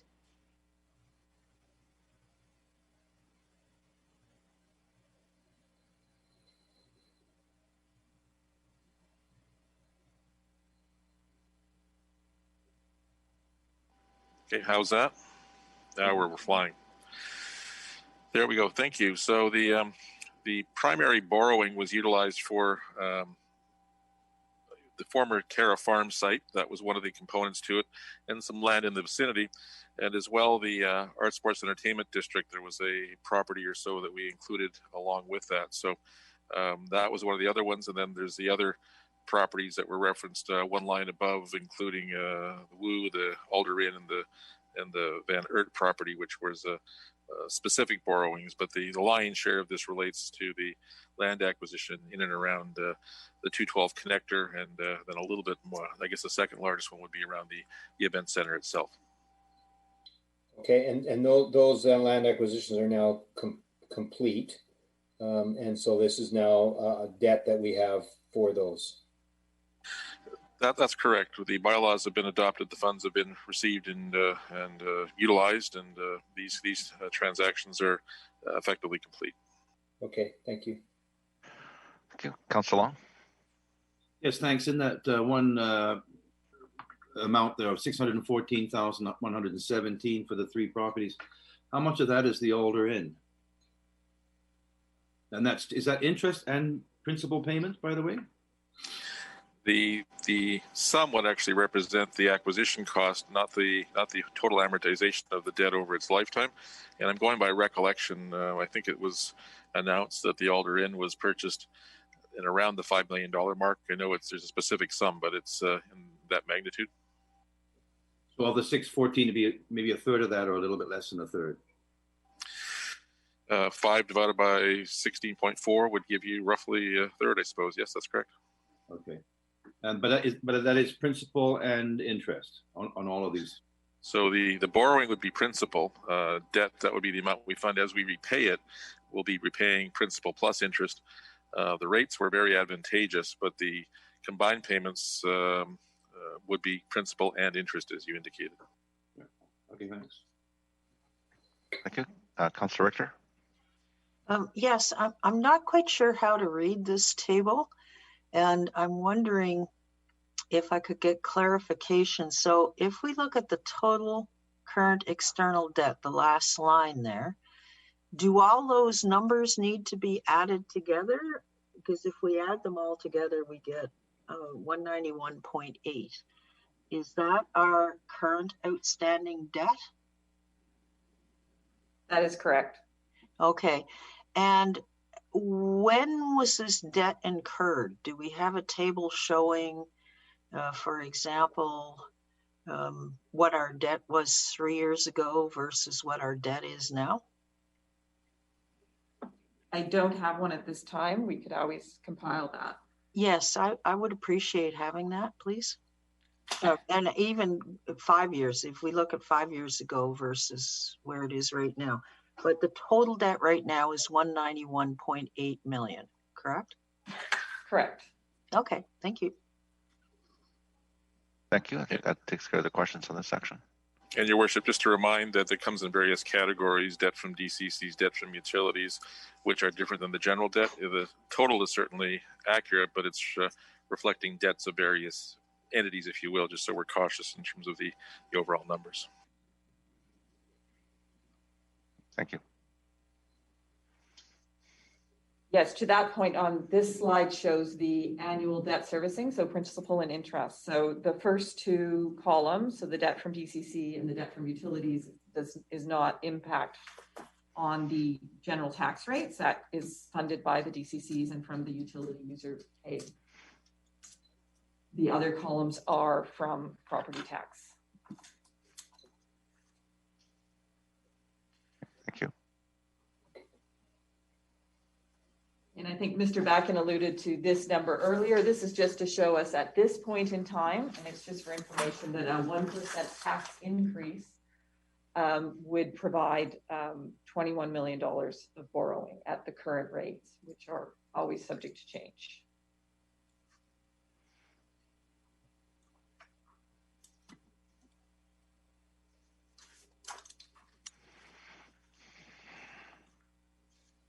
So one of the things that we discussed earlier was the use of levies. And so one of the opportunities we have is our library levy. So currently, the Fraser Valley Regional Library charges us $4.598 million in fees to fund our library operations.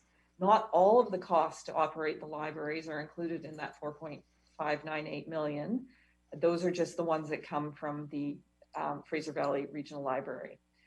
We have another $583,000, which are included in our general taxes.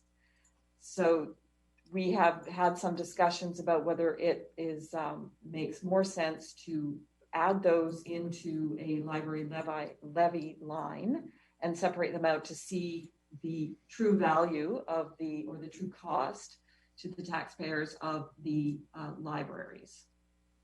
We also have to consider that there is discussions of a new library in Willoughby, and the charges for that library would be approximately $1 million from the Fraser Valley Regional Library, and then additional operating costs of another $690,000. I understand, I wasn't here, but I understand that there was discussion about bringing that in over 3 years in order to smooth out the impact on the taxpayers. So this was just to present some options of how that will look in our tax presentation.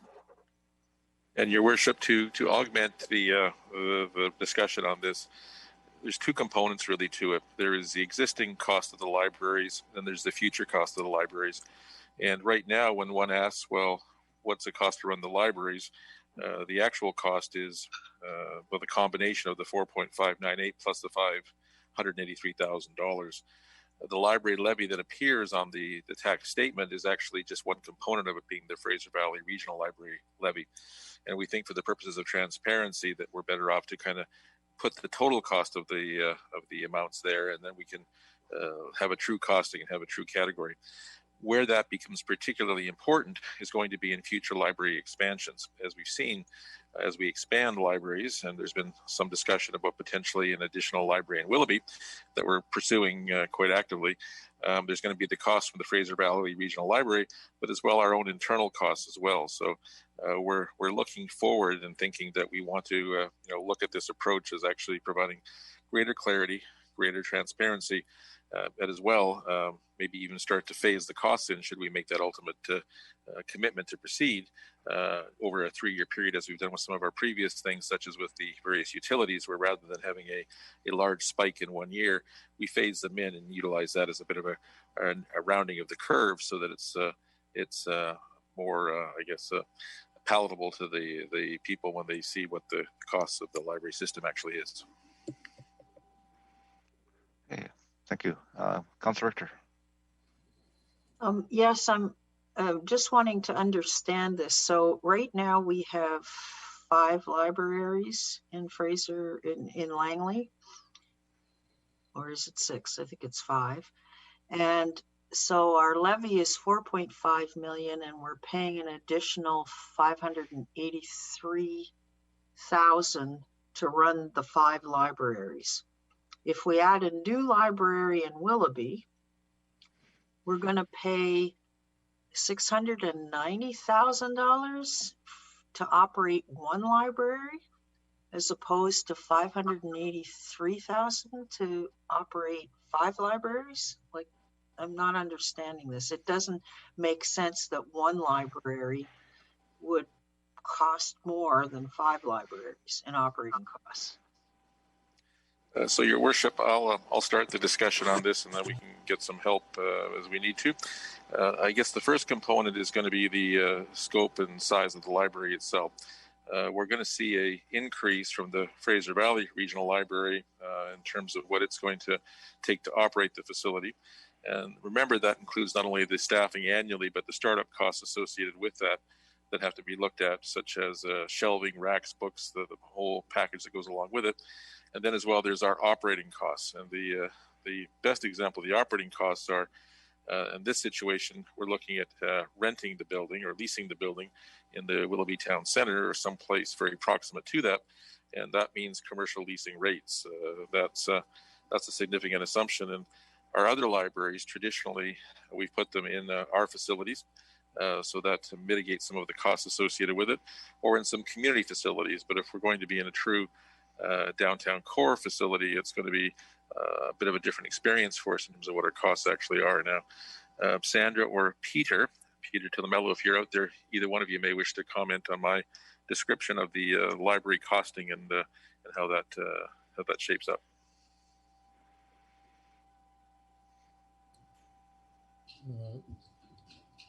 Mark is very much correct. It is a much larger library than any existing library that we have in the inventory of libraries.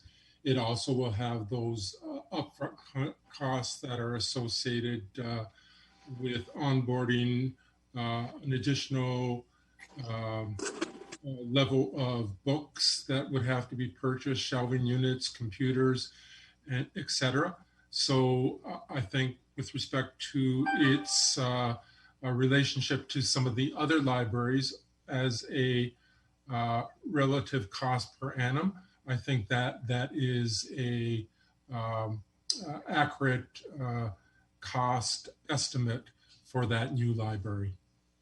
Okay, so how do we justify $690,000 for 1 library versus $583,000 for 5 libraries? Like, I don't understand why it's going to cost more for 1 library than it costs for 5 libraries. So again, back to the model. with a larger space, it would require more staffing than is typical. And you have to put that in relationship to the growth factor of the Willoughby community in comparison to, say, Walnut Grove or Brookswood or Aldergrove. So again, the estimate of $690,000 per annum of operating costs also includes increased cleaning costs, increased facility upkeep costs, staffing costs, all the operational costs, all in with respect to that library. Okay, so in terms of floor space, if we put all the libraries we currently have together and look at their floor space versus the floor space of the new library, is the floor space of the new library more than or less than the combined floor space of all the other libraries? I would say that it is not. It is relatively on parallel with Murrayville, plus probably an additional 5,000 square feet. I'd have to really do the research with respect to that calculation. Okay, well, I would like to flag this if I could, Mr. Mayor, going forward, because I can't justify more operating costs for one library than it is to run 5 libraries. I think we need to break down those operating costs and see what's driving them. And Peter, before we go any further, though, Peter, perhaps we should just update where we're at with that library. I think the resolution was passed by council to consider. I'm not sure if are we in a position of procurement at this point, or are we still building the model? Perhaps you could just describe where we're at. We are still in the lease agreement phase. We have some items of, I wouldn't say dispute, but some items of negotiation still left to be done. And with that, though, that would be anticipated to be coming back to council for an authorization to proceed. In all likelihood, then when would the funding be needed if we did get the authorization to proceed? Is that in 2021 or 2022? It would be closer to 2022. I don't even believe that they have a building permit issued for this structure. I believe they're shooting for a building permit by March 2021.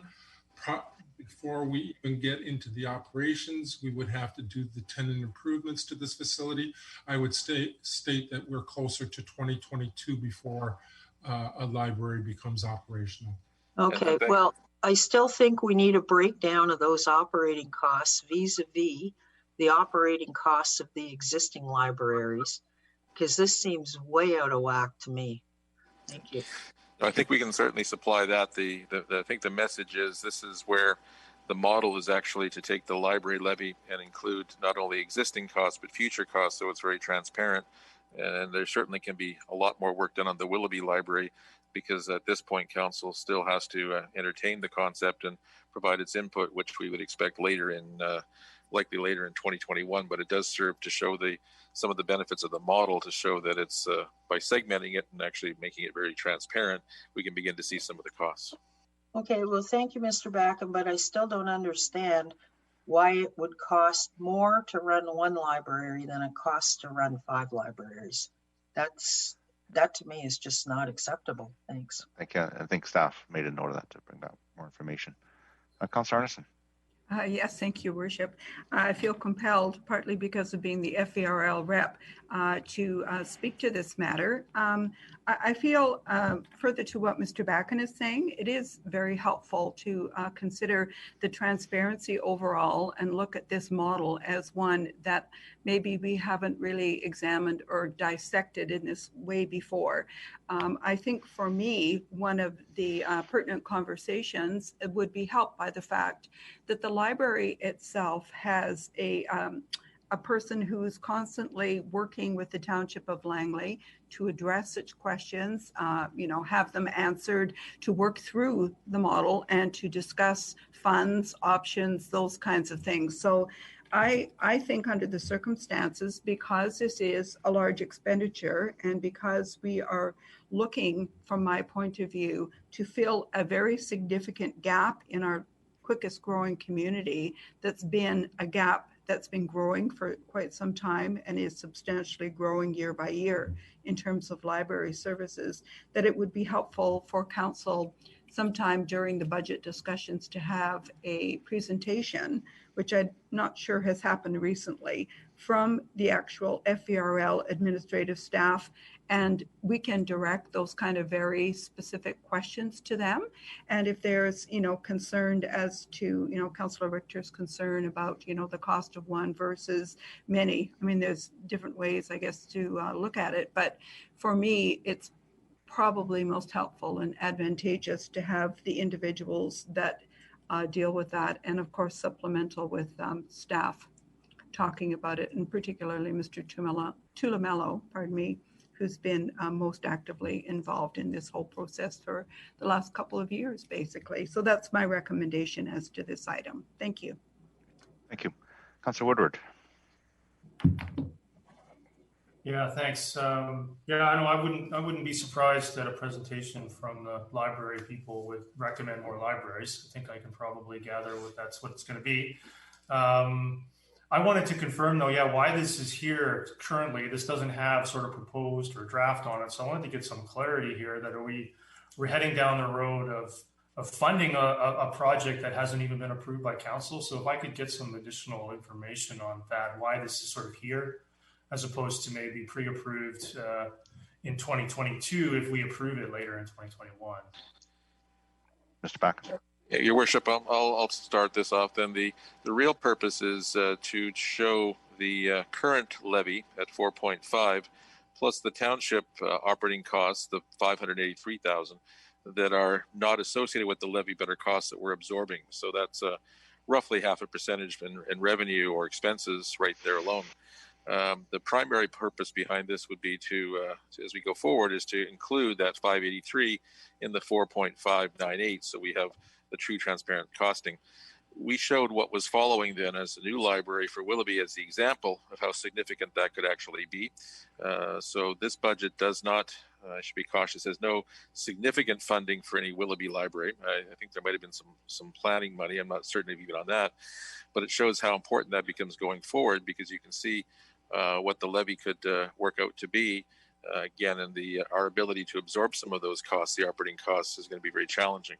But in this instrument, it's not intended to be getting a pre-approval or anything for the library. That would be coming back to council once we actually have a lease document that we could actually put before council, and that would actually show the timing, which would then be most likely for 2022.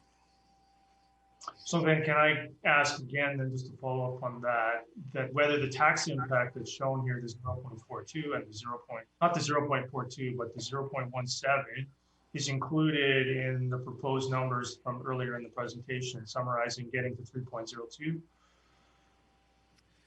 So, Sandra, I don't believe that 0.17 was included, but I could be mistaken in that. So I'll defer to you to say if that included that 0.17. No, it is not included. It's not included. So just to confirm that and make sure I'm reading these numbers correctly, the total annual cost of this library is actually about 1.7 million once it's all incorporated into the budget over 3 years. Is that reading this correctly? Yes. Okay, so I mean that's pretty expensive. I can do a lot of things with 1.7 million per year for the next 50 years. Certainly can probably do better than renting a second story off of a local developer. So I definitely want to flag this as needing some serious debate before we head down the road of expending this kind of annual amount for a rented facility. So I'll just leave it there, Mr. Mayor. Thank you. Councillor Whitmarsh. Yes, thank you. I'm not totally understanding all of this library aspect either. So the way that I'm reading it is that we currently have a levy of 4.6 million. The suggestion here is to combine the additional expense that we have over and above the levy, and combine that with the expense for a new library. By doing that, we'd be looking at an annual levy of about 5.8, so roughly $1.2 million increase. $1.2 million increase to the levy, which is in my understanding close to 1%, a little less than 1% if we were to do this as a tax increase. But instead, this would be a levy, and so those areas that we currently have in the library that right now are tax part of our property tax would now be moved over and be in the form of a levy. Now, I may be sounding a little confusing myself, but I guess I'm trying to understand is that we're talking about a $1.2 million increase to the levy for next in the budget. That's what this is suggesting. Your Worship, I'll try. I think Councillor Whitmarsh is very close, and I think it's best to segment it in terms of current operations versus future operations. Current operations, as was referenced, is about a $4.6 million levy, but not included in that levy, showing on the tax bill as a library levy, is the $583,000 or 0.42% that is appearing or is being absorbed by general taxation. Our first principle is, when we came across this, is we really think they should be combined, so that, if you will, the levy now with no service level impacts would be closer to $5.1 million, and that would appear on the tax statement, and that would in and of itself represent about a 0.42% increase of the levy itself. There would be other components for the Fraser Valley Regional Library. Why that was of interest to us is, going forward, as we begin, if and when we do this, but as all likelihood we begin to expand our library system, the transparency it provides to actually include the costs separately has some benefit to us. First of all, there's no township costs, and second of all, it then has it appearing in the tax bill as being a separate separate library levy, not FVRL levy, but a library levy, because of course there's two components to it, the township and the FVRL. Now, as Councillor Whitmarsh suggested, then what's the total cost of this I guess flagship potential facility? Well, it's going to be in the neighborhood of the 1.2 million. Not included in this budget, but this was itemizing that if it were to occur, we'd probably do it in segmenting it in 1/3. But yes, the overall impact at the end of the day would be in that range of probably closer to 1.6 if I read this correctly, because we take the levy, which we estimate, and then we start looking at our operating costs and whatnot. It would total, it was referenced, probably closer to 1.5, 1.6. Right. Okay. So if we just look at the current library operations, what we'd be doing is reducing the property tax hit by 0.42%, but adding that on to their levy by 0.42. So the public would see it would be a zero sum, but they would just see a change in how it's being paid to the township. And that's effectively correct, Your Worship. It would take some of the pressure off general, and we're seeing the general has pressures in other areas. So it's all part and parcel of trying to deal with those pressures. Okay, that's helpful. I would appreciate this as another item for debate and discussion, as well as the previous councillors have indicated. Thank you. Thank you. Councillor Long? Yeah, I mean, I'm kind of concerned, Your Worship, that we're going to go back and start undoing decisions that we've been making over the years. And certainly there's a concern, we always have to have a concern. It sounds like we're going to go back and reinvent every single wheel that we've been rolling down the road. So I think what I heard from all the discussion here is there will be a presentation on this library, which is not just a library from what I remember. This was like somebody mentioned, flagship. This is a community center to some extent as well. But anyhow, I think when we come up with these, rather than trying to debate them all over again and start talking about whether you supported it or not in the beginning, perhaps the flag could mean that we'll get a thorough presentation of where we are and why and how we got here. Same thing that we talked about MAP, because it's very easy to say, oh, well, we don't need that anymore. Whereas we spent a lot of time, and there's a lot of expectations built upon the decisions that this council's made in the past. I hope we agree with that, Your Worship. Thank you. Oh, that's fair. Fair comment. Certainly these will be flagged, and it's apparent that further discussion is required to understand this, but it never hurts to get more information. But I totally agree. We've made decisions, but council can still revisit those. Councillor Richter. Yeah, I'd just like to address Councillor Long's comments. And when we made a decision to proceed with a new library, and we didn't really make that decision, we said we'd look into it. We were not told then that it was going to cost more to run one library than it costs to run 6 libraries. I just counted them. We actually have 6 libraries. And I don't buy that those numbers are valid. I can't accept them. And the idea of doing this, I mean, Mr. Backen keeps saying it's transparent, but if we roll those operating costs into the levy, it's not transparent. It's hidden in the levy. And going forward, if it's going to cost us more to run one library than it costs to run 6 libraries, there's something very wrong. And we need to identify it, and we need to stop it now. Yeah, well, I think that's what staff, the direction staff have, is to bring back a presentation so we get a better understanding of this. So that will be forthcoming. Councillor Woodward. Yeah, thanks, Mayor. I won't belabor this too much, but I just want to see clarification again from anyone who can provide it, because I'm hearing from Councillor Long that we've already approved this library or made a decision to proceed with this library, and I must have missed that. So I want to just confirm again that Council has not decided to proceed with this library. This is the first time I've ever seen numbers, at least maybe they were presented previously, but it's the first time I've ever seen actual costs to build this library. So maybe Councillor Long had those before the rest of us, but I don't recall actually making a decision on this library. So can I get that confirmed? Mr. Backen? I think we can go to Mr. Tillamello, who is involved, because as I recall, Mr. Tillamello, I think it was effectively that council would consider it, but we had to bring back the lease or the approval. Mr. Tillamello, can you expand upon where we're at with the process? Yeah, my understanding that it was approved somewhat in principle, pending coming back with the lease to review. And if I could have a moment, I'd like to also speak to the operating costs per library.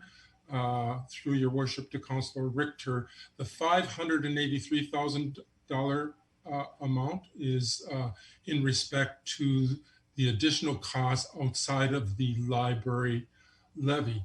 The total cost on average for 6 libraries is $863,598 per library. Some are larger, some are smaller. So the number of 583 is not the comparison to operate all 6 libraries. It's a greater amount. Well, Mr. Mayor, I just have to say, this is a perfect reason why we need to have more detail and to flag this, because now I'm not even clear on what the numbers are, and that's not right. We need to have correct numbers. Yeah, it's been flagged, and I don't believe this is for decision. This is for illustrative purposes, as Mr. Backen said earlier. So yes, the staff are aware of the flag. Councillor Ferguson. I'd like to follow up, Mr. Mayor, if I may. Oh, sorry. I thought you finished. Go ahead. Yeah, I just wanted to reiterate again that that I don't know how we approve something without the numbers in front of us. So I don't know what decisions that I'm trying to overturn. I don't know what kind of 50-year council convention the Councillor Lung's aware of that I'm trying to overturn here. I just want to make it clear that we haven't approved this library, and I think that it's important to note that, and I don't want comments suggesting otherwise. That's my understanding. This is here for illustrative purposes. There's no approval or required or requested by staff at this point. Councillor Ferguson. Yes, thank you. I'm not sure if, I think, yes, it should be flagged. They have to answer some questions, just like there are some questions people had that get answered for how we address water or H2O for those to look at the anyway, the molecules. Anyway, I wanted to ask Mr. Tillamello or someone else, is this an opportunity? I mean, I know we need to discuss this, to jump into the regional library part. I know that the city has shared the regional library component for a while. Would that be an opportunity for the Township of Langley to get the regional library component? Mr. Backen. Thank you, Your Worship. The city is certainly is part of the FERL, and they have their own costing now. Effectively, when we developed some of our satellite libraries, our cost share of the city facility was reduced dramatically. The FERL shares its costs and revenues kind of on a broader geographic basis and keeps statistics as to each individual library's users, where they're coming from and what they're using. With the advent of Willowbrook and even Brookswood and Murrayville and Aldergrove and Walnut Grove and Fort Langley, as we get into those, we're seeing that the availability of those are limiting the amount of contribution we're actually making to the city's facility, and it's probably coming closer to a bit of a wash. So it is something that's working because of the Fraser Valley Regional Library system, and it's not what it once was many years ago when there was only the central single library in the city. Well, yeah, from what I understand, the past directors brought to my attention that prior to Mr. Telemerrill is that because the Fraser Valley Regional Library had indeed the regional library component, they were, I guess, gleaned extra funding and extra resources because of that designation. And I was just wondering if there's an opportunity that we wouldn't be penalized as much as we had been in the past. I'm not sure. This is going back historically, I think. No, that's correct. You're referring to the cost sharing that used to be going on, and when there was only the facility in the city many years ago, the township was paying a hefty price for that because it tracked the number of the township users that were visiting that facility. What's happened since then is with the opening of our facilities, the number of township residents using the city facility is probably in the same range as city users using the township facility. So we're not seeing that premium that we once saw. In fact, it's much spread out more over the entire region itself. So the regional designation you're referencing is kind of evaporated with the advent of our additional facilities.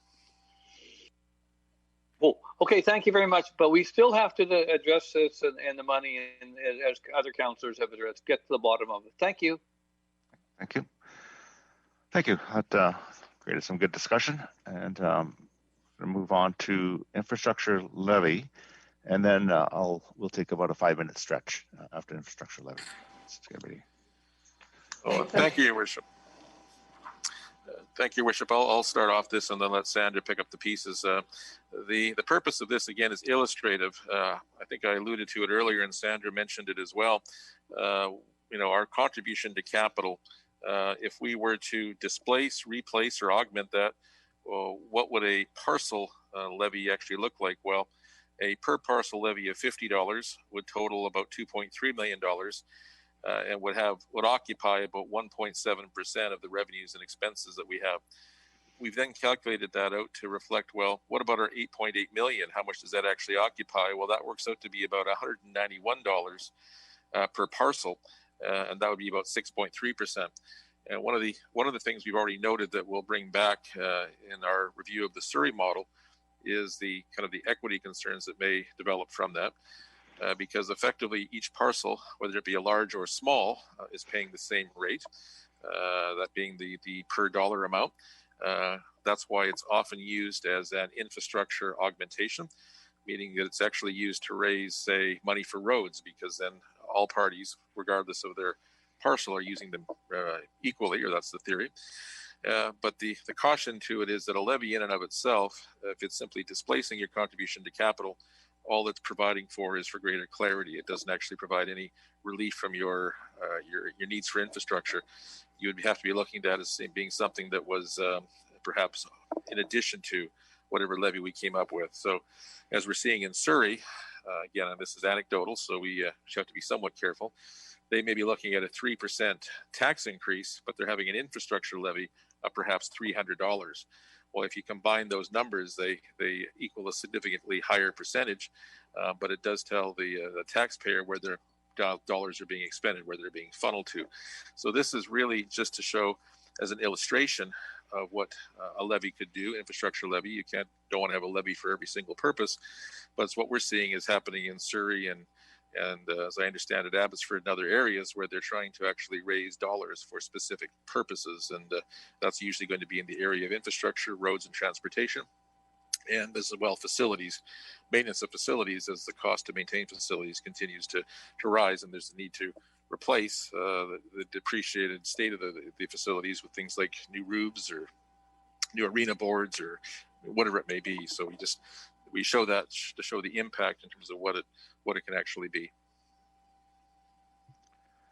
I've got some questions here, Councillor Richter.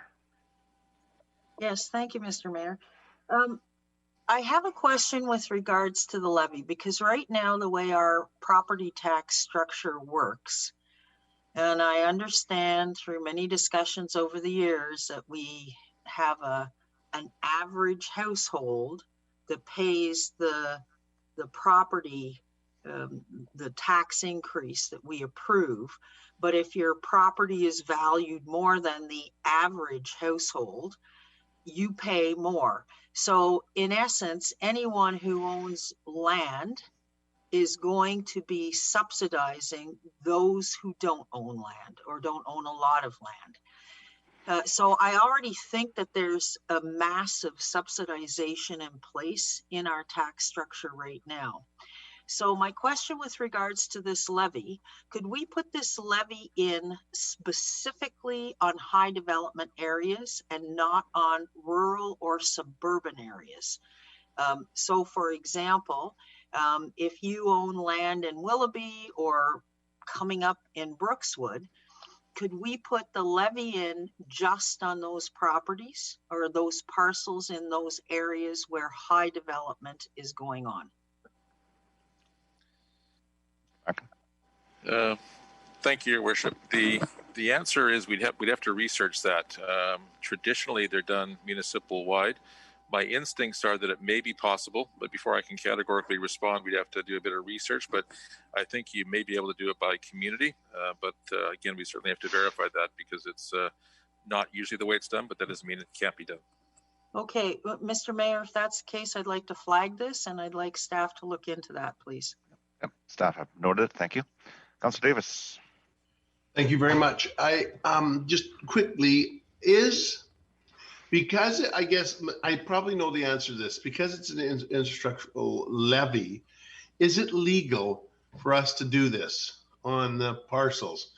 Like it's like there's certain things we had to go, like you have to go to a referendum for, I guess, to but is it legal? I guess because it's a levy, is it legal? We can do this, we can get around yeah, I'll ask Mr. Backen. Mr. Backen. That's correct, Your Worship. It certainly is legal.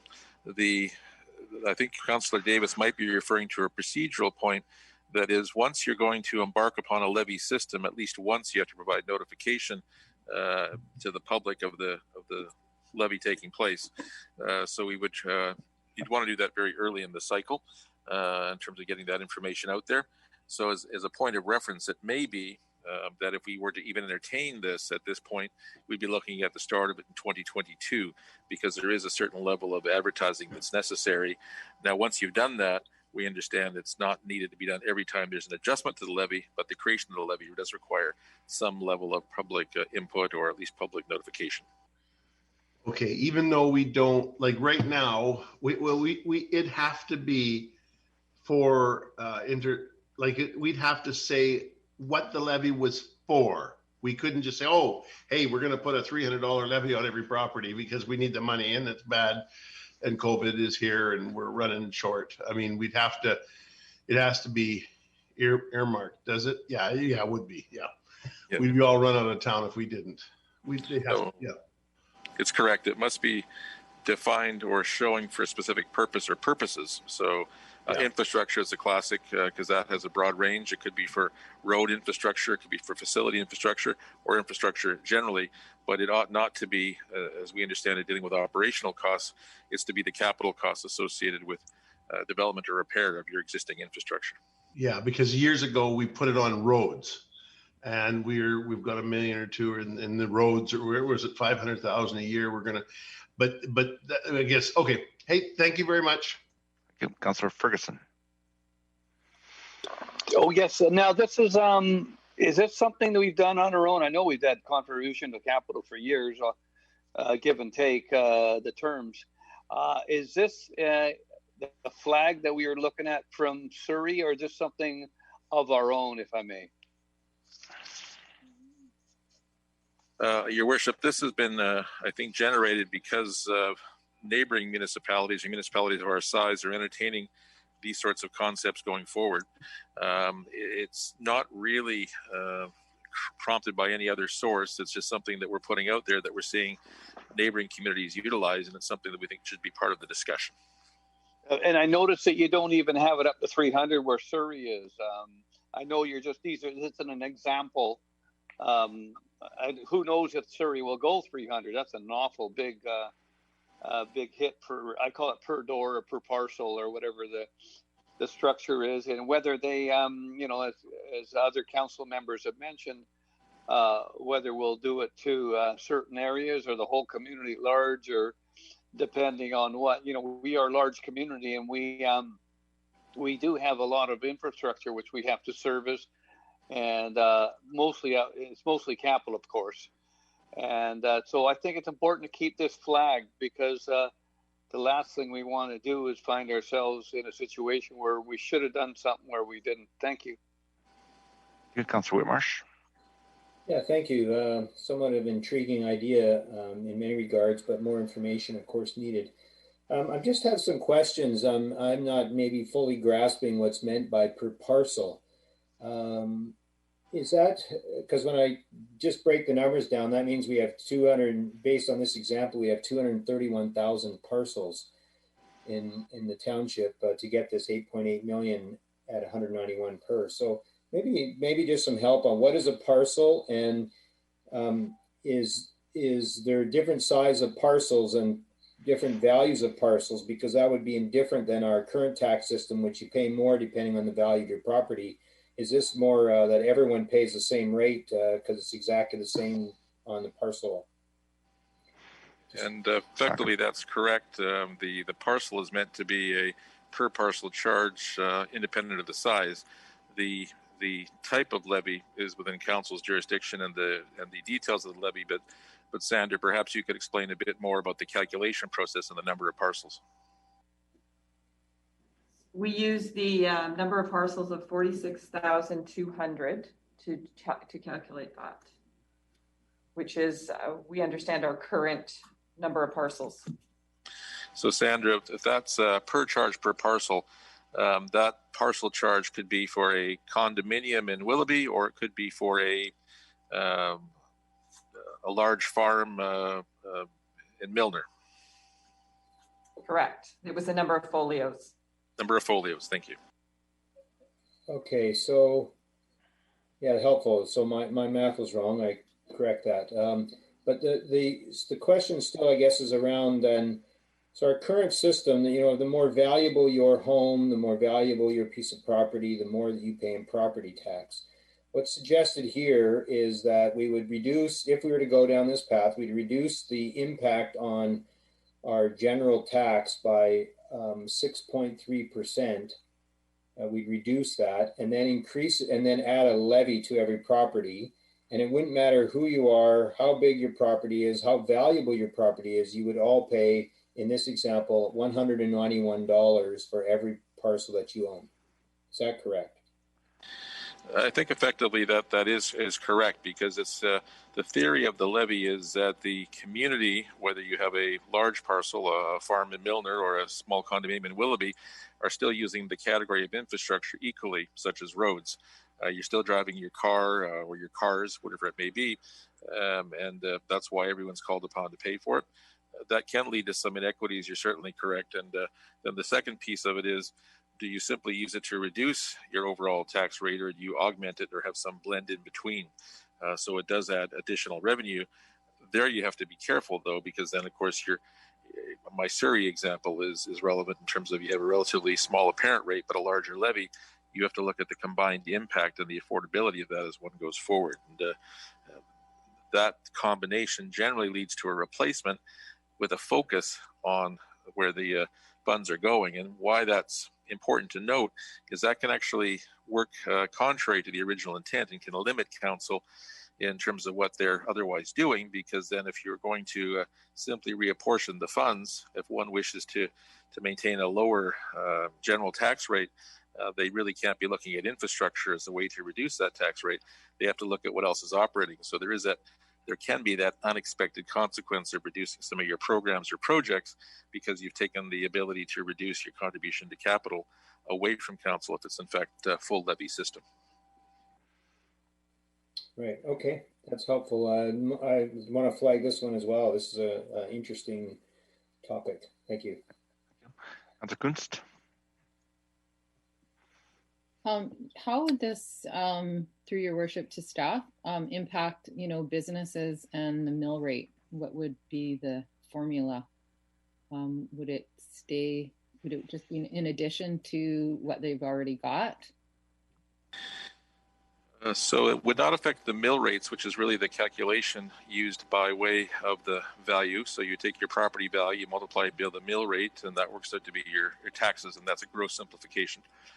It doesn't affect that. It really says that if you were to reduce the total amount of dollars you needed to raise, your mill rate would be, as a community, collectively reduced because you'd be using this levy to actually do that, because the mill rate at the end of the day is used to tabulate what your total amount of the revenue you have to raise would be.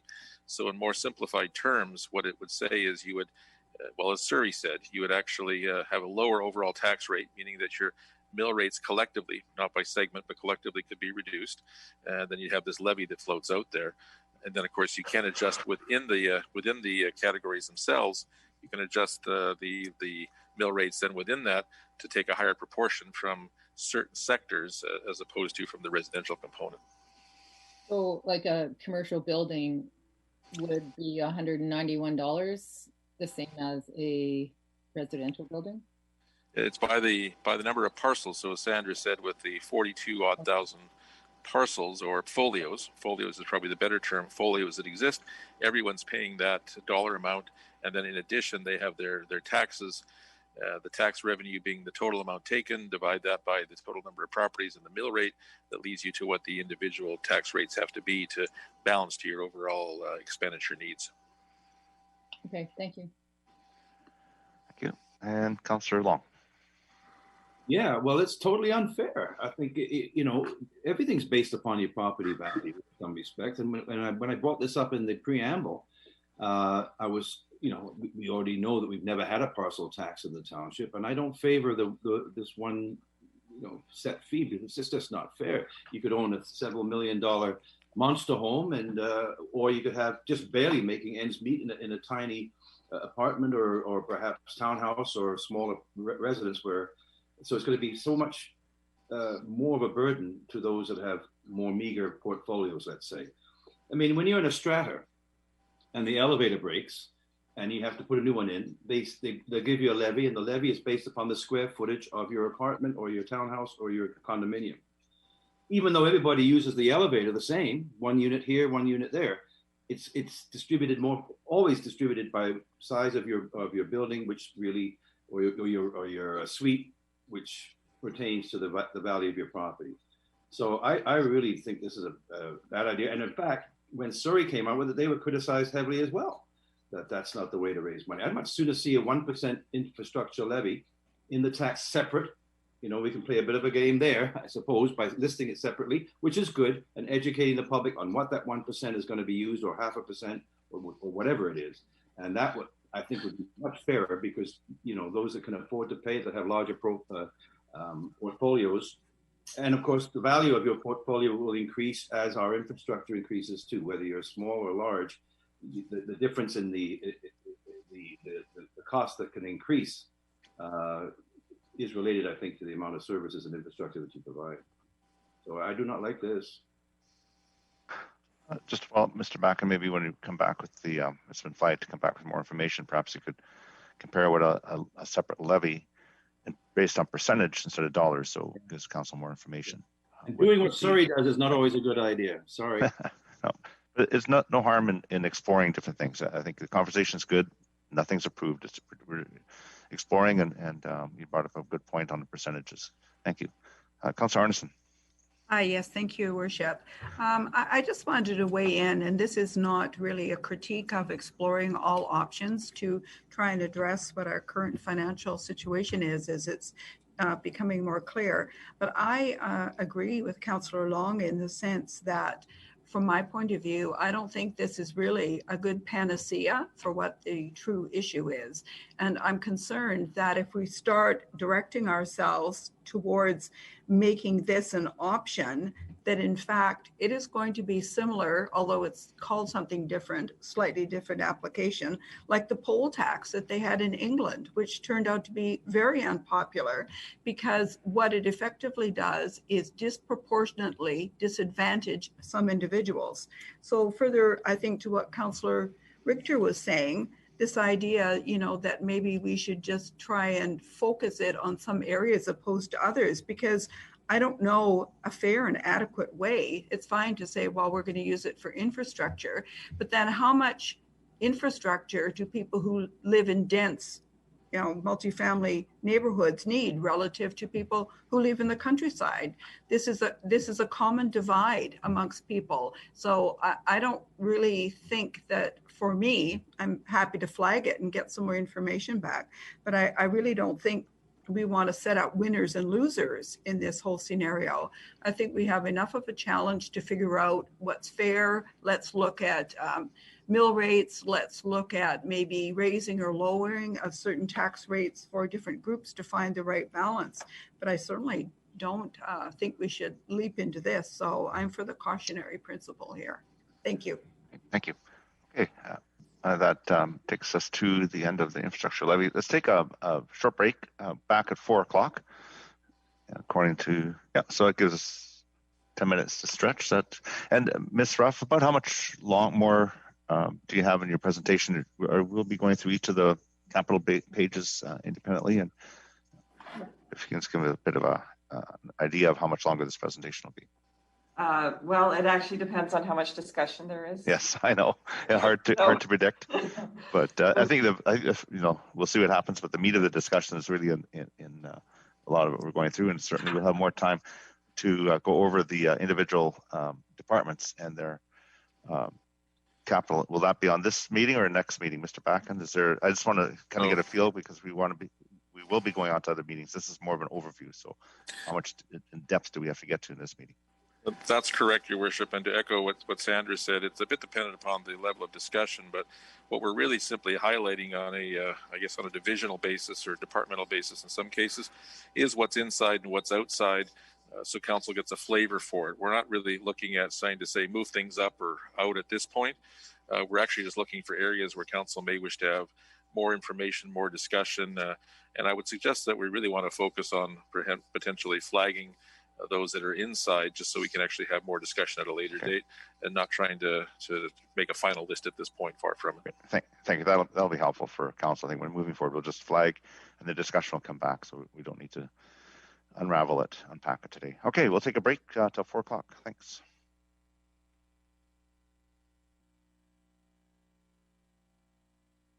Past the infrastructure levy now, and then we're going to dive into the various departments, and I think Ms. Ruff and Mr. Backen will have an introduction to that as we move forward. But bearing in mind today is day to flag things, and we'll for the next meeting, and we're at a higher level, and we'll keep bringing this down to a lower level of discussion.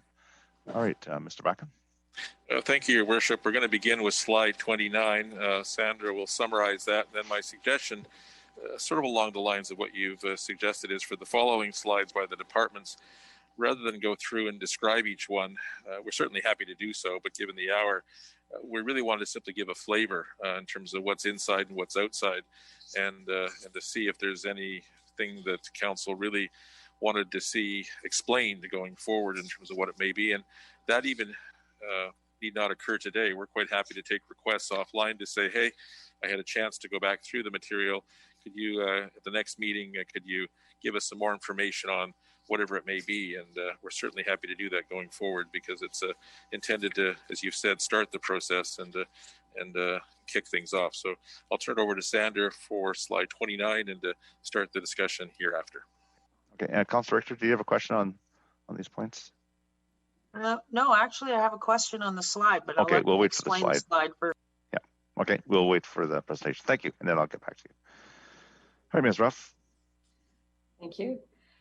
So now, before we move into the detailed capital projects, this is a slide that just summarizes the large capital projects, so those greater than $1 million, that are multi-year projects, which are inside the current funding envelope, and showing the funding requirements for the future years. So they're inside the current funding envelope, and most of them are inside the funding envelope for future years, except for the one in red, which is the road widening 80th Avenue between 204 and 208 Street.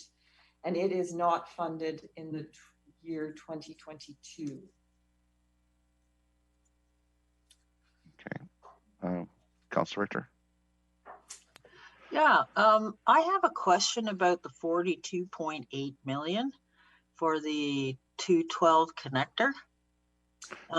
When did we approve that? And by having it inside the funding envelope, how are we going to pay for this? Does this mean we're going to take on 42.8 million in new debt over and above the 191 million that we've already got in debt?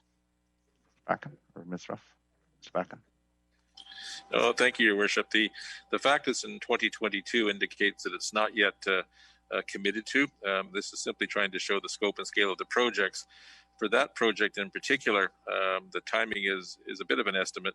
While we certainly want to see that advanced, I think we're looking at the WARCAP funding as being a piece of that, and other components. So once you get beyond the 2021 era, you begin to see that these are much more difficult to identify, and also the funding source is more difficult to identify. So I think it has to be said that while these are large multi-year projects, they're not all necessarily coming from our contribution to capital. They may be coming from DCC, CACs, WARCAP, or other places. It's really the magnitude of these that are being flagged for council's reference. Okay, well, we took out $60 million in new debt. I thought this was part of the new debt we were taking on. So I would like to flag this number, please, because I want to know exactly how it's going to be paid for. Thank you. Staff will note that. Thank you. Okay, we'll move on. So the first set of projects is for the airport, and there are only 2 projects in this category, and they are both currently unfunded. Okay, we'll just move through the slides, and then if a hand goes up, then I'll at the other side I will alert you to it, but otherwise just keep moving through. Thank you. So we have corporate and municipal administration. In this one, you'll see that there's 2 placeholder budgets as well as 2 projects that are funded. Thank you. Community development has 2 placeholder budgets, and the one in there is the assets contributed from developers, which we saw earlier. Thank you. So facilities is much larger, and we have a number of projects that are funded from many sources: CTC, Capital Infrastructure Replacement Reserve, and Climate Action. And then there are a number of projects, including a couple of ones that are designated critical, which are remaining unfunded.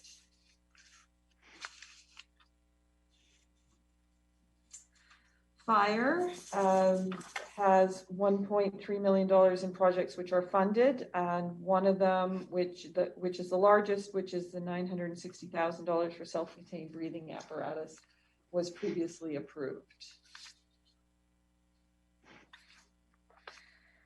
Fleet, all of the fleet projects are funded, and they are funded from the Public Works Equipment Reserve, and these vehicles are determined by the fleet manager to require replacement due to wear and tear.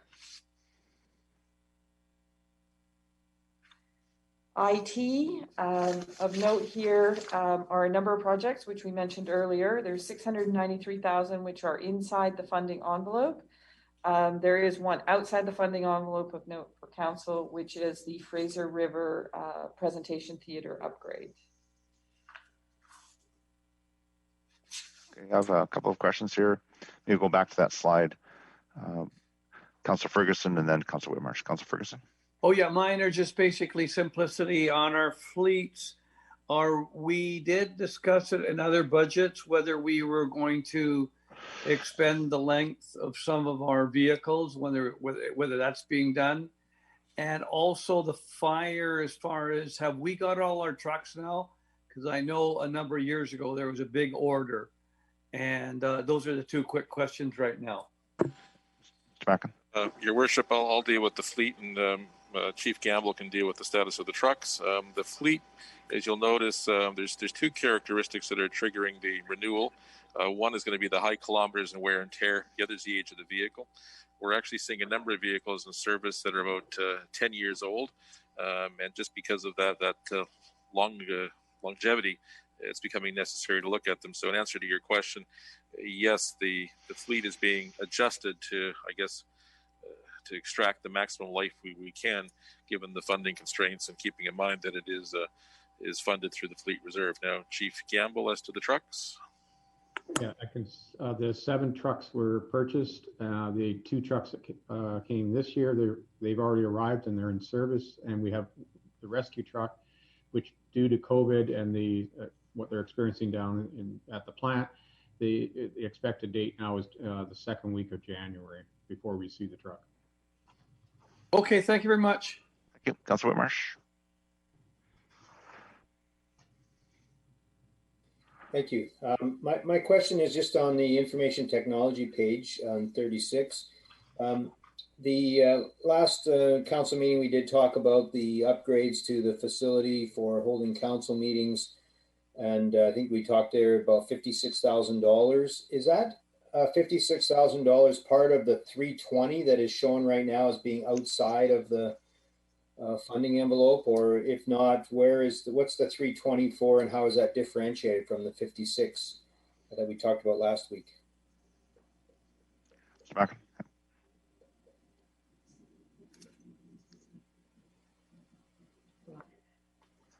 The 320 does not include the 56 from last week. These are additional upgrades. Oh, okay. So where is the 56 that we talked about, is that showing up here or not on this page? It's not on this. Okay. We're using prior year surplus. Yeah. Oh, okay. It's front of prior year surplus, right? Yeah.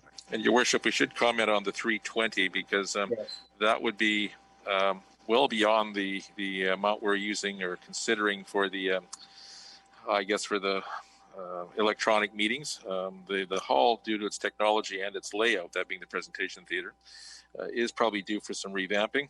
That could include more of the horseshoe and lighting and other elements to it. So that is, I guess we're simply saying that part is not funded. We are funding, however, enough to make sure that we can deal with the electronic needs to have, I guess, meetings or technological meetings, both inside and outside the facility. Okay, thank you. Thank you. Councillor Richter. Yes, I'm glad that Councillor Whitmarsh raised that, because this to me is another example of we pass something, but we don't necessarily know all the costs that are involved in what it is that we've passed. I was under the impression that at the last meeting when we approved the $56,000, that would enable us to get into hybrid meetings in this COVID period that we're in, so that those people who want to be in the hall can be in the hall, and those people who don't want to be in the hall don't have to be in the hall. But I'm wondering where the 56,000 fits in. Is it part of the 200,000 for e-government, or is it over and above the 200,000 for e-government? Mr. Mackin. So, Your Worship, the description of what the $56,000 will be utilized for is correct. It'll allow the hybrid meetings inside, outside, and use of the actual council chamber itself. Because of the echoing that now occurs, it doesn't work very well. And as to the funding of it, it's actually occurring in the 2020 funds that we have. That's how we're funding it, because we're underway with it now. So this is referring to the 2021. Mr. Sheetmaker's. Yeah, but I'm still not clear, because we approved to go ahead with looking at the Metro Vancouver platform for internal uses, a hybrid platform. Like, what is the real cost of what we're doing here? I don't feel we've been given adequate information. So we could flag this, Mr. Backen. Maybe you can a little more comment, and if you feel. Yeah, no, I think we might want to. I guess we're having a difficulty agreeing, because as the councillor describes it, that's correct. We're moving towards the Metro system to replace our system, to have the hybrid meetings. That's what we're doing. The other improvements that we've been looking for the hall itself are not being done at this point because of the cost. Now, Mr. Sheetmaker, I think you're out there. Perhaps you can again reiterate what it is that we funded and the funding source. Absolutely. So through your worship to Councillor Rick. You're very faint. You're very faint. Do you hear me now? Yeah, a little better, but yeah, it's very. Your audio is very low, so maybe I don't know if it's just getting closer to your mic, but yeah, go ahead. So the $320,000 that you're seeing here, this is currently unfunded, and this is the amount that we're anticipating to do a full equipment replacement in the Fraser River Presentation Theatre. The piece that we discussed last week is a subset of this $320,000 needed for the hybrid meetings.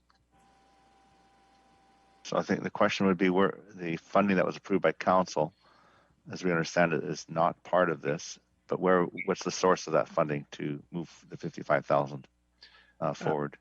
As Mr. Backen had articulated, I believe the $55,000 is going to come out of this year's budget, prior surplus.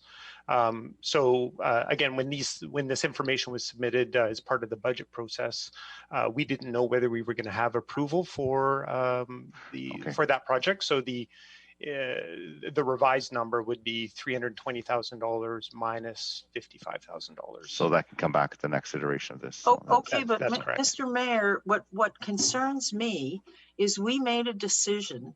We took a policy direction at the last council meeting, and now that policy decision involves $320,000, which so far is unfunded. No, it doesn't. To me, getting our chambers able to do public meetings in a hybrid fashion is critical. It's not high, it's critical. And all these other ones that are ranked high, how do they stack up relative to the critical component of the public being able to participate in our meetings? Yeah, so that's why this will be flagged, and the answer is one of the answers was that there are several items in this information that didn't catch up to the decisions that we just made, and so I think that's why it's good to flag this, get more information. Why would we be asked to make a decision based on $56,000 when it's actually $320,000? Your Worship, point of order. Because just to explain, that's $56,000 to get it going, so we can get going now. We can flag this and get more information. We don't need to debate. That decision is made. That's going to help us move to the next level. And the funding sources from this year's prior year surplus, not coming into the 2021 budget. So as Mr. Sheetmaker alluded to, the $320,000, when this comes back to us, will be, because the timing issue will be corrected to reflect, I guess, 275,000 or whatever it is, or whatever the math is in my head.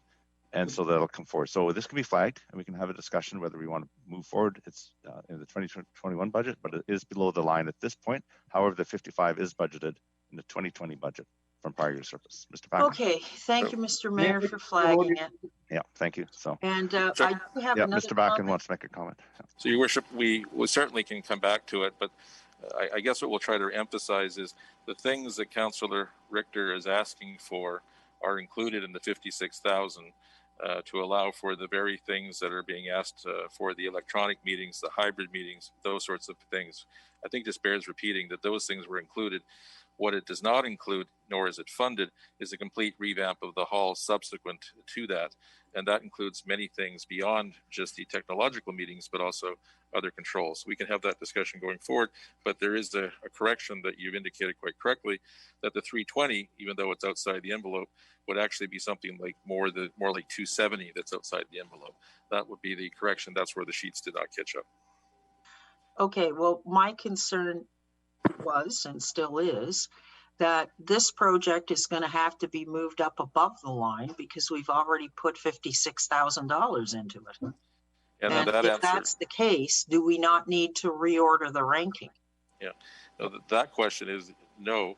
We're not suggesting moving it up because we think we can, well, we will achieve the ability to have the type of meetings that you're requesting, suggesting they're needed, as they very much are. We'll have to have those functioning, and then we'll have to revisit the technological impact going forward in subsequent years. Okay, and Mr. Mayor, I'd also like to flag page 35 on the fleet. I bring this up every year. There's no doubt in my mind when I'm out driving around that the cleanest, brightest, whitest trucks and vehicles out there are township owned. And I'm wondering in this year, with all that we've had to face and deal with, do we need to spend $2.5 million on new vehicles, or can that be scaled back? It'll be flagged. Thank you. Your Worship, can I make a point of order, please? Yes. Okay, so it wasn't mentioned when we started to go through these slides, and as you can see, there's a page number there, which references the other document that we have that has all the details of the request. Yes. So I'm not trying to minimize the council's concerns, but it is frustrating for me to sit here and hear that, because I can see the full report on page 96 that talks about the 320 and what they want to do with it. Thank you. Yeah, so that's helpful, but there will be, you know, for those who want to flag certain things, we can flag them and come back. But yeah, there's further detail in the package and out on the slides. But we're just going with overview now, and it's helpful to get some, you know, for those council want more detail. Okay, Councillor Davis, we should move along. Councillor Davis. Well, now I feel stupid because I was going to talk about fleet, and there's an awful lot of scheduled replacements. Well, they're all scheduled replacements and top-ups, like annual top-up funding only. And I just, hey, I'm glad. I think Councillor Ferguson and Councillor Richter and I myself, I wouldn't. You know, if we could maybe whittle a bit down here and there, they are, maybe we can't, because the fella up at the works yard knows his vehicles better than I do. But I just, if we could, there is room there, maybe we could whittle. Thank you. Yeah, thank you. And it does come from a specific reserve, which has been put aside for fleet replacement. So yeah, Councillor Kunst.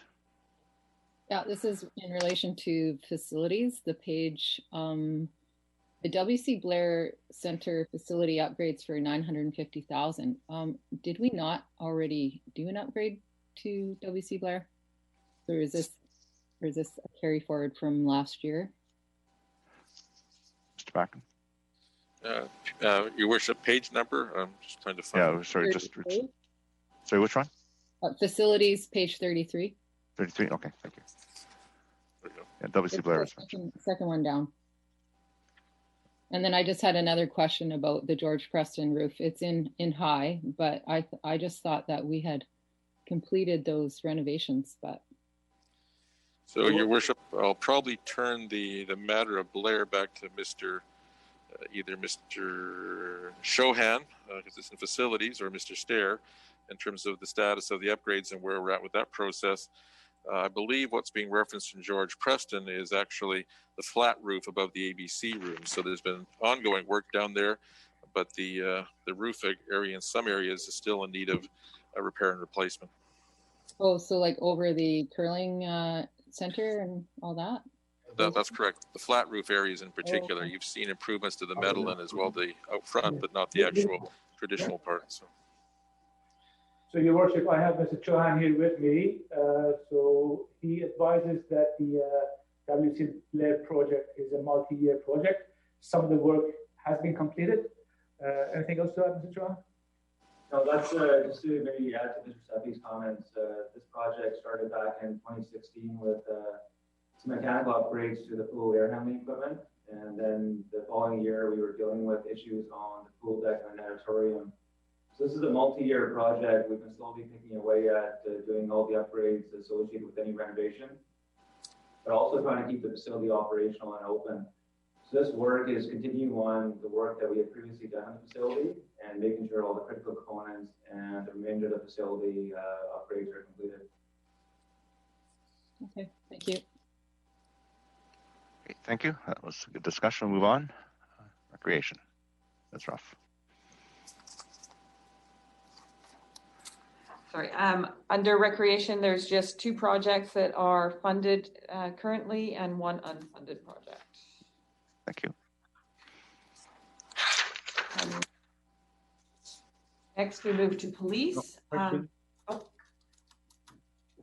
Councillor Long? Yes, thanks. Is there upgrades to the skate park in Aldergrove included in this?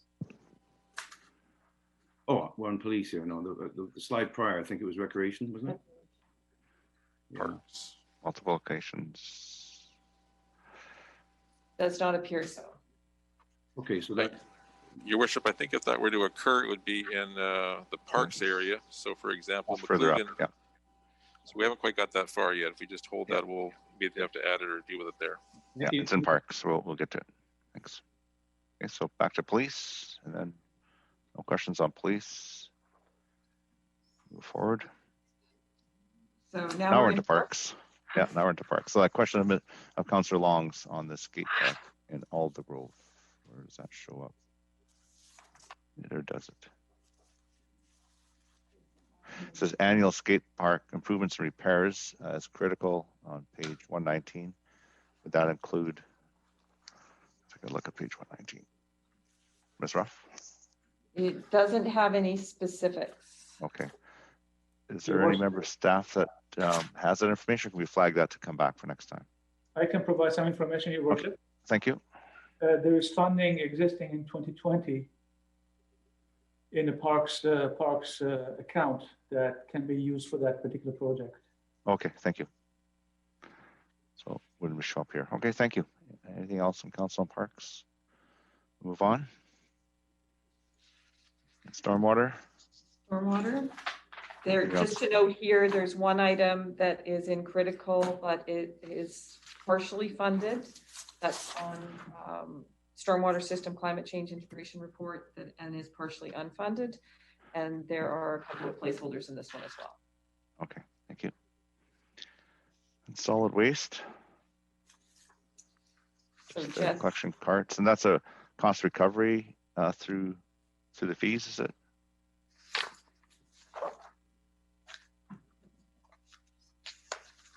No, I believe that's for replacement of carts. Oh, okay. Okay, thank you. That's correct, Your Worship. Yes. It is cost recovery. Okay, thanks. Oh, sorry. All right, sanitary sewer. Note there. No, we'll move on to transportation. Always everybody's favorite. Lots of road widening and repairs.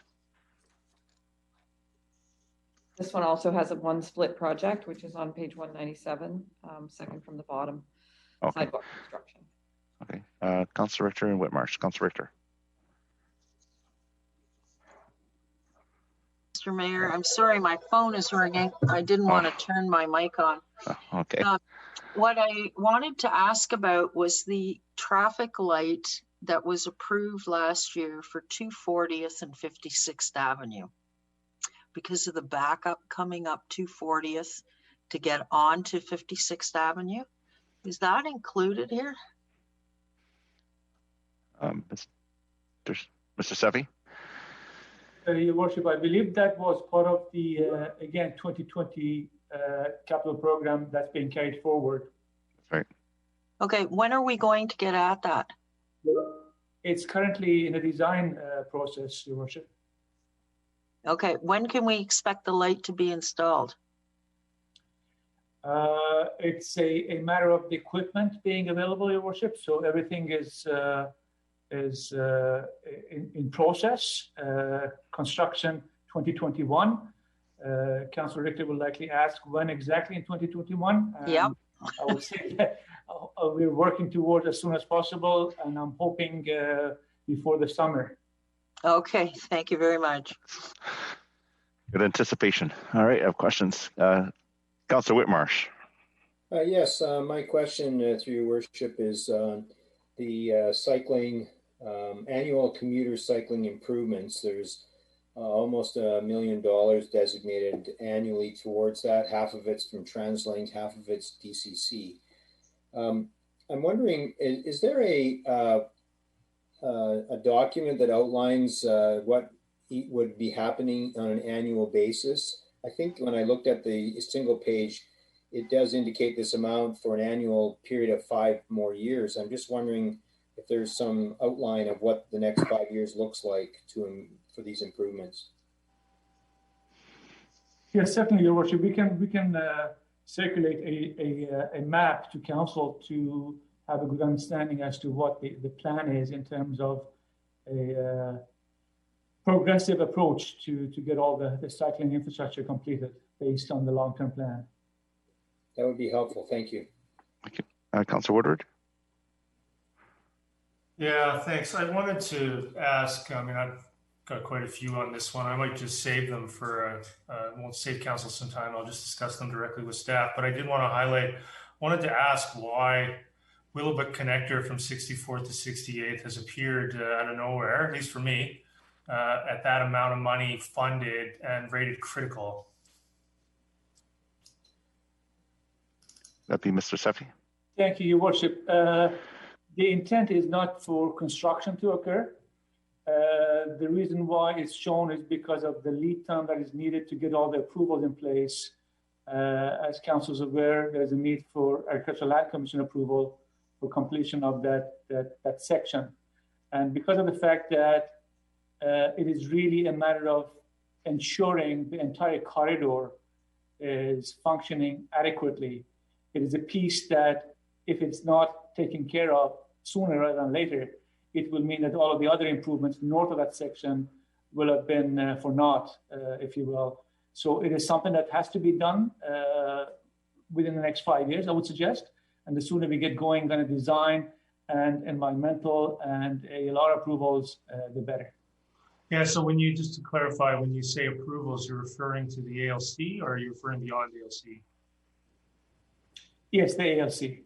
Okay, so I wanted to just confirm what I'm reading here, then the way these funding envelopes work, that the 13.86 million would be set aside, so to speak. That might be a tad simplistic, but it would be set aside from the DCC program. Sorry, I had a hard time hearing Councillor Woodward. Did you say set aside? Unfortunately, my microphones are not working today. I don't know why, but I'll try again. The 13.8 would be funded within the DCC program. So effectively 13.8 million in DCC receipts would be set aside for construction.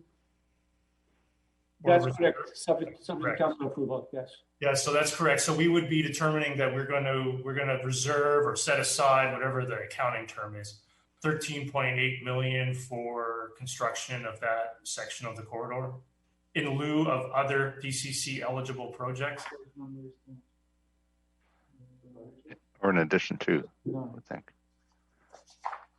I actually, that was a question, so I don't know if I'm not being heard, I can try again. No, I think Mr. Steffi's just looking up. So setting the 13.8 million aside or bookmarking it out of DCC program, then like you say, reserves it or for that future construction.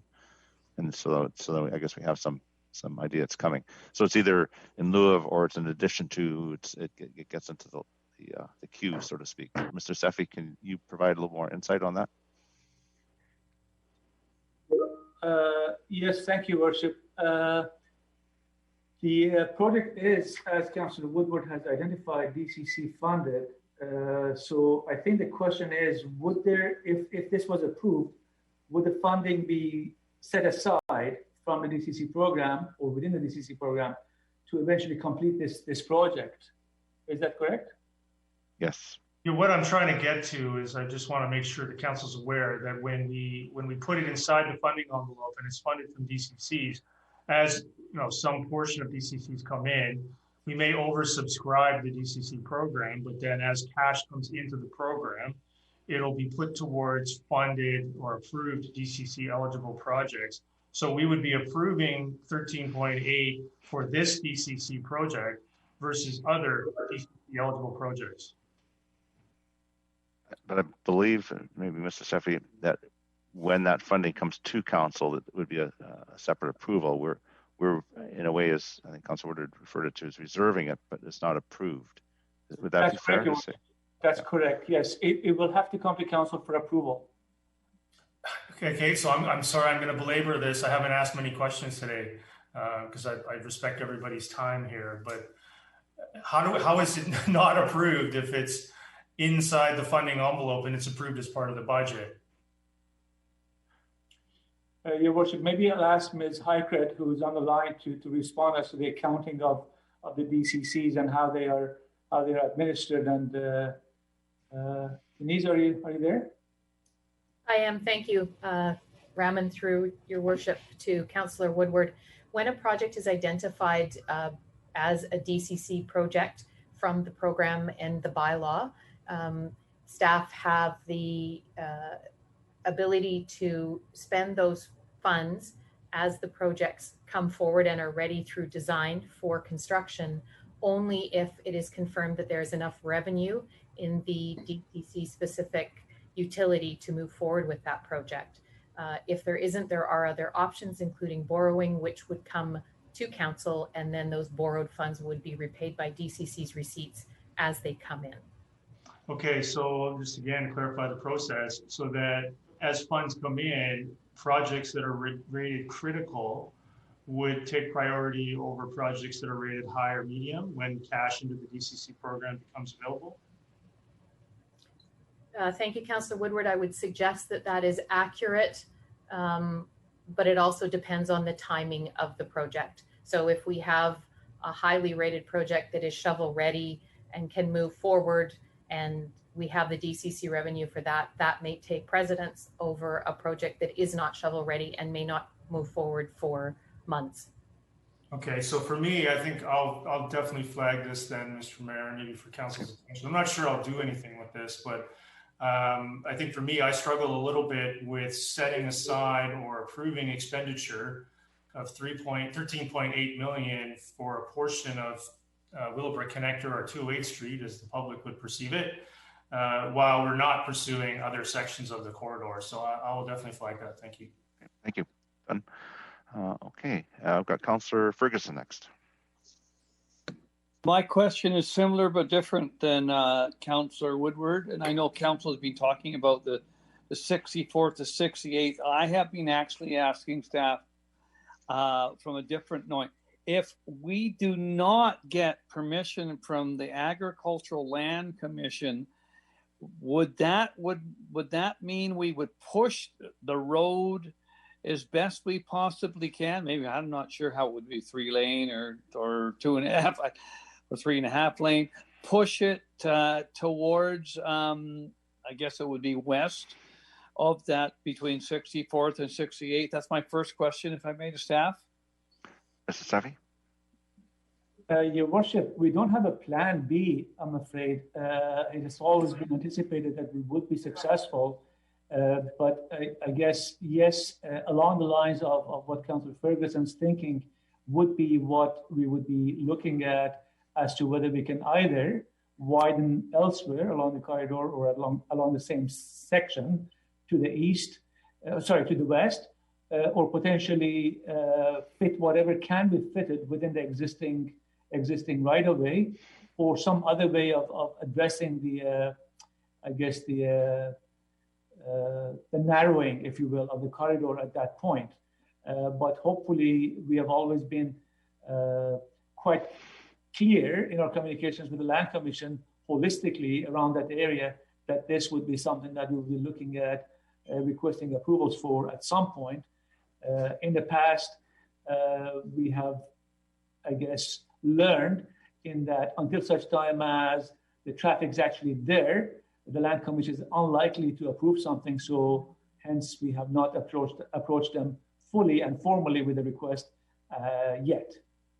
Yeah, because I know that I have asked myself, and I know other members of councils as well, that this is not a typical road that requires infrastructure or applicants from both sides. The other side of the road, the one we're talking about, the eastern portion of that 64 to 60, that is all in the ALR. So what we would be doing is asking for permission to use a portion of that that property or properties. It does make sense, and I don't think it'd be that harm's worth of the actual agricultural area because it's because of the way it's located. It would be very harmful. But I know you've had preliminary, if I may, discussions with the.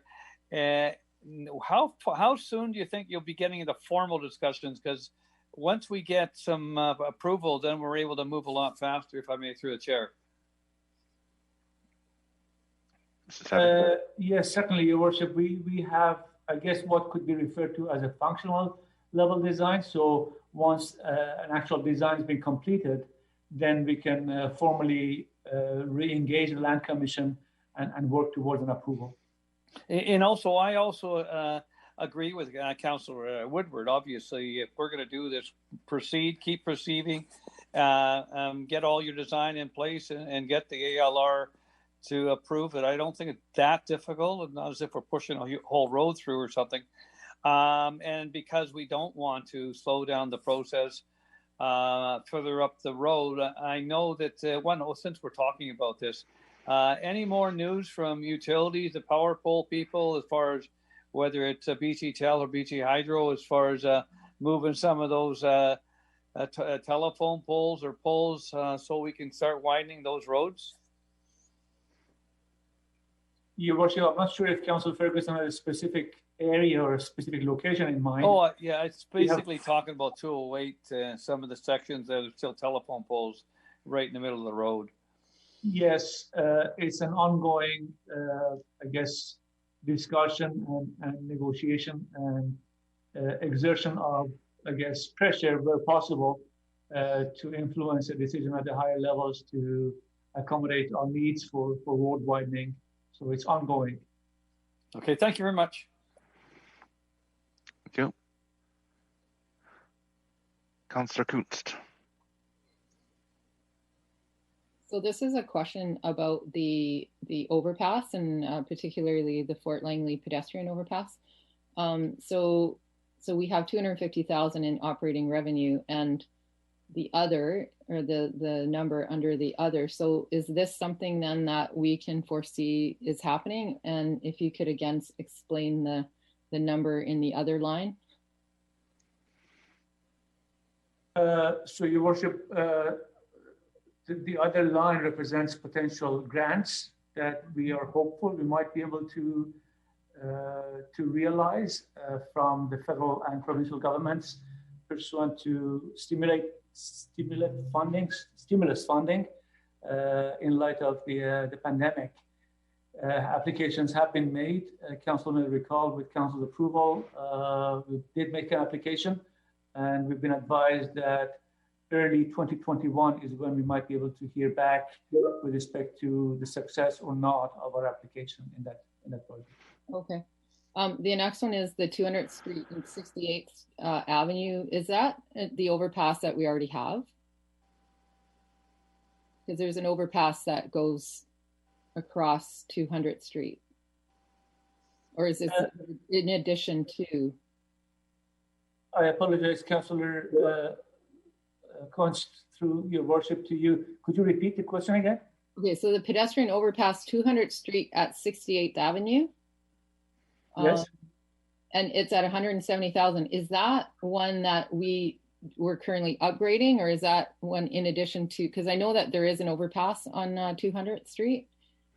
So I'm wondering if that's just an upgrade to it, or if that's another pedestrian overpass. I'll have to take a look at the project sheet, but I believe it's the same one, and it's requiring of some upgrades. Okay. And then I didn't know that they were talking about a Murrayville overpass. And any idea where that would be? Is that to the hospital? Yes, it is to the hospital, crossing over, obviously, Fraser Highway to where the previous municipal hall used to be. Okay, that makes sense. And so then there's that money in other. So are you still looking for funding for that? Then is that sort of how I would read that? That's correct. Okay, thank you. Thank you. And then, Your Worship, just one thing to notice, just because it's topical, and that is that outside the funding envelope is the truck route network improvements in North Langley. That correlates to the North Langley truck route, just so we're aware where that resides at the moment. Okay, thank you. Okay, so we'll move on to waters coming up. Last one. This is a user pay. Okay. Great, thank you. So move on to the next slide.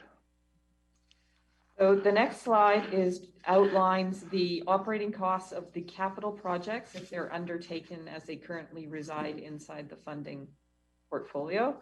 So again, this would impact our operating budget, subject to change with changing projects. Okay, thank you. Oops, sorry. And then also there is an operating impact of assets which have been contributed to the municipality over the years. So these are the ongoing costs of maintaining them. Okay. Thank you. Okay, so looks like a great presentation. A lot of work's been done. I really appreciate the work you put into this. Your first go at it with council in presenting the capital, and thank you for that, and for Mr. Backen for clarifying. And as we said earlier, there's still more work to be done, but really appreciate your presentation. There is an action item, as Mr. Backen said earlier, and that's to receive me for the 2021 budget or future special budget meeting. Now, Mr. Backen, do you want the date of December 14th in this motion, or do you want to just leave it the way it is? It can work either way, Your Worship. We're just confirming availability for earlier on the 14th. That is a scheduled council day, so we'll have to probably start at 10 or 10:30 or so. Okay. I'll move that, I guess, and the December 14th, if that helps, Your Worship. Yes, thank you. Is there a seconder? Second, Ferguson. Thank you. Any discussion on that? Seeing none, I'll call the question. All those in favor? Any opposed? Opposed. Councilor Richter is opposed. It carries. All right, thank you. And so we move on to the budget timeline. Just as a slide there, just to kind of give you an idea. It's in the presentation package, an idea of what we're looking at as we move through this process. And so that takes us to the end of our question, Your Worship, on that slide. The asterisk that's on the bottom, that's just simply indicating how we're doing things right now. That's right. Yeah, based on where we find ourselves. Yeah. What does it mean by it says through email, though? Through email. Voting or public submission, Your Worship. It's public submission. So the reference is that we may accept public input through email or others. It's not definitive. It just simply says there's a multitude of options. I understand. Thank you. Thank you. All right. So that closes the presentations, and we'll move on to other business. And Councillor Arneson asked that the Christmas tree be added. The Christmas tree and Alder Grove be added to other business. So I'll let Councillor Arneson begin if she wishes, and then. Sorry, thank you very much, and I appreciate the indulgence of council. This is a very time-sensitive matter, and as we recall, on November the 23rd, it was referred to staff for some further details about the actual mechanics and logistics of the motion, and so that information was distributed to council. The reason I thought it important to bring it back today for a final decision, it being of a time-sensitive matter, is that there is some new information that has appeared that needs, I think, to be put forward in addition to the information that was included in the memo. That's it. Thank you. Thank you. So can we proceed on the project, Your Worship? Yeah. So, Mr. Backen, would you require a motion of council to proceed with the project? And do we have, with the new information, do we have an idea of the cost? I know there's a memo that came forward, but there's been some other information that's come forward since. So, Mr. Backen, maybe you can give us that. Your Worship, we would require a resolution at this point because of the way the matter was left. It was referred to staff to bring back the information which was disseminated in that memo. So as a consequence to proceed, we need the resolution, and Mr. Sefi probably has additional details as to cost, although I think they were itemized and then in the memo and then clarified in a subsequent email to actually make sure we attributed the cost of this project directly as opposed to other projects that may have some longer lifespan or benefit. Okay, Mr. Sefi, if you can just go to background, then I think the way to resolve this is a motion and a vote, and we'll go with whatever council decides. I think everybody has a pretty good background on that. Mr. Sefi, where is it today? Thank you, Your Worship. Well, I guess the memorandum is still valid in terms of the approximate costs, keeping in mind that these are estimates. The actual costs hopefully will be lower and not higher, but this is an estimate of what staff believes might be the costs based on, I guess, equipment and labor. If there are opportunities for cost savings, certainly staff will be looking for those. That said, Your Worship, it's about $10,000. Now, as Mr. Backen referenced, staff will be looking for council direction to proceed with I guess, the next steps to accommodate the tree as contemplated in the motion that was referred to staff. So I don't know if there's any specific question in terms of, I guess, the logistics. I've got a couple. The cost is $10,000 and includes putting in some power. And is that power, would that power installation be used for anything else at a future date, or is it only going to be used for? I mean, is there use for it? I mean, we're paying for power out of the Christmas tree, but is it required regardless for whatever happens on that site? That's correct, Your Worship. That is not what might be considered as a throwaway cost. So I guess in some perspective, or arguably, it could be removed from this cost estimate as a permanent enhancement to the site, in that it will not be something that will no longer be able to be taken advantage of post the holiday season. Okay. And Councillor Long, I know you and I talked about, you mentioned there's some fundraising that had occurred. And is there a contribution from the community? It's been a little awkward because the Granicus video died, so nobody could really find out that we were talking about the tree. But just in the, it did get out to a couple of organizations, and I believe Councillor Arnesen will confirm that we've already received $1,250 pledged. And this is before we've even told anybody that we're trying to fill the shortfall. So to summarize, I think, Your Worship, if we took the $5,000 or $4,000 off for the power, you'd be left with $5,000, and we had a original motion for $2,500, and I think we've got now $1,250 already.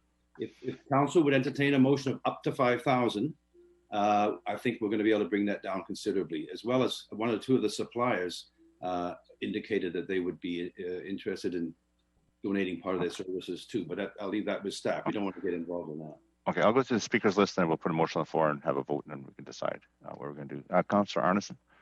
Yes, thank you, Worship. Well, I won't go to belabor the different points here, but I just wanted to say that I think, from my point of view, this is an opportunity to operationalize what Council has already given direction to. Basically, we want to be able, in the interim, to use that site for public purpose. So I look at this and say, what greater public purpose could we have now than to allow the citizens of Aldergrove, who have basically, like others, but they have been deprived now of a, first of all, there's no parade, now they've got a derelict mall. They have many different things there, which unfortunately are sort of mitigating against, a seasonal festive effect in their community. So, and even the Glow event, which was relatively close down in Aldergrove, has been closed down for COVID reasons.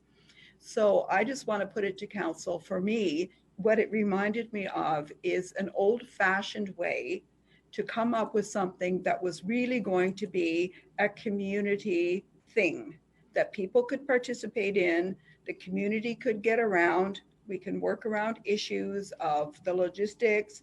Of course, the timeline is very sensitive, but I think it was critical to make sure that staff have assured myself and anybody else who would ask, and maybe we want to ask again today, that this can be done. And so I think for something that's relatively cost effective, and some of the elements would have to be undertaken in any event, to me, it just shows that we're moving forward with that site.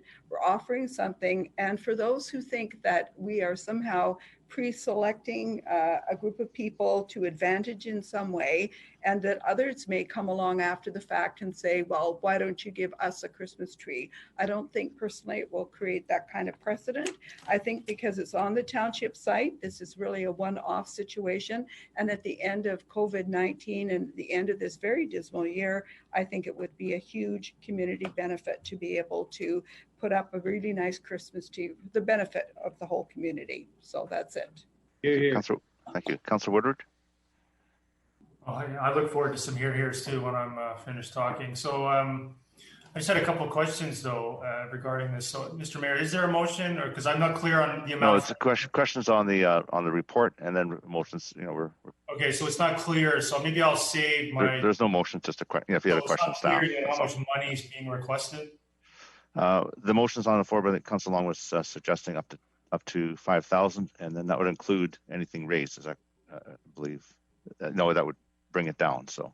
Bring it down. So right now I wanted to clarify too from the memo. I wasn't clear what Councillor Arneson's referring to in terms of improvements to the site that we would be making in any event.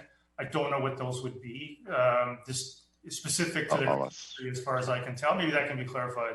Sure. Mr. Sefi, can you provide some clarification on improvements to the site that would be used for future endeavors, not just this Christmas tree? Would be Thank permanent. you, Your Worship. Thank you for the opportunity to clarify. As Council recalls, staff is currently looking at what may happen on the site on an interim basis until such time as Council has decided for a permanent solution on that site, a permanent use of the site. The interim uses are based on what staff and Council has heard back from the public on.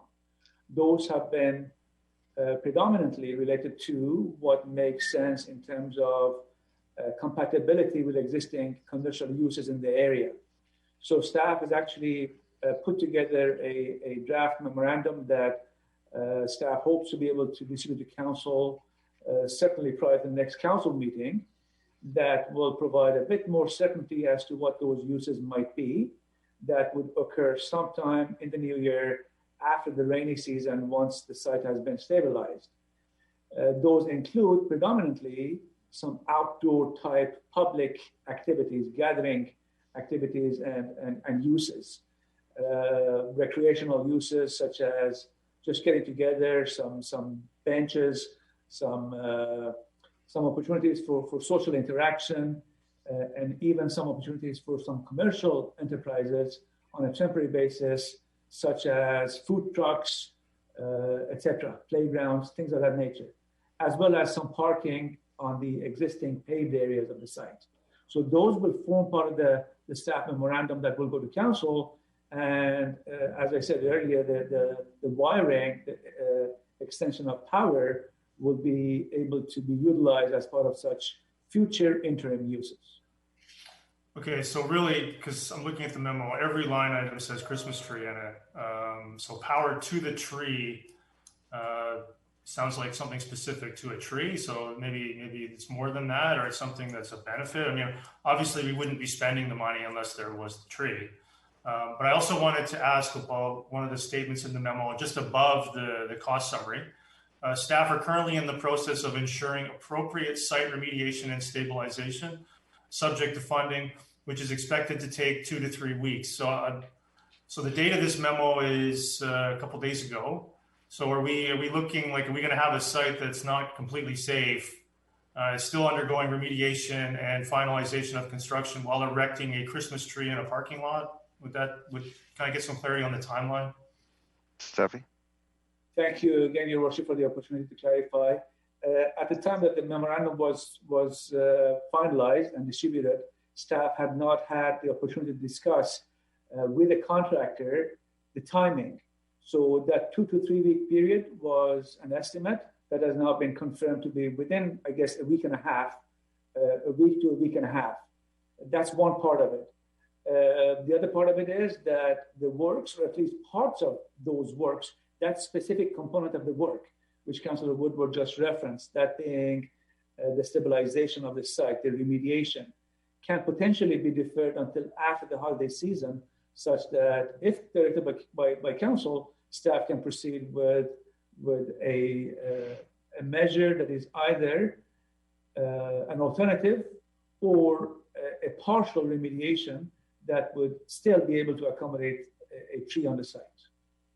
Okay, so I have a couple more questions on that, just to clarify before we get to a motion. So right now, the site would have been in the possession, or the corner site would have been in the possession of the demolition contractor. So do we have possession back from them in order to put this tree somewhere other? I guess right now it's going to go, because I'm leading to where it's going to go. If the demolition contractor is still in possession of the actual building area that was demolished, it's going to be located in the rear corner in the parking lot behind the small building. Like, am I correct to summarize a tree in the middle of a parking lot? Would that be fair? That's where it's going to end up?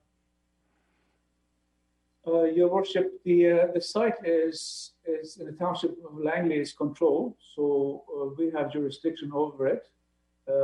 In terms of where the tree could go, potentially, is anywhere on the site, because the fencing that has been, I guess, erected is a modular fencing. And as long as I said, we are able to provide an adequate spot for a tree of whatever size, then it could go essentially anywhere on the site. The idea, I think, would be to try and preserve some of the area that is already dedicated for parking purposes, and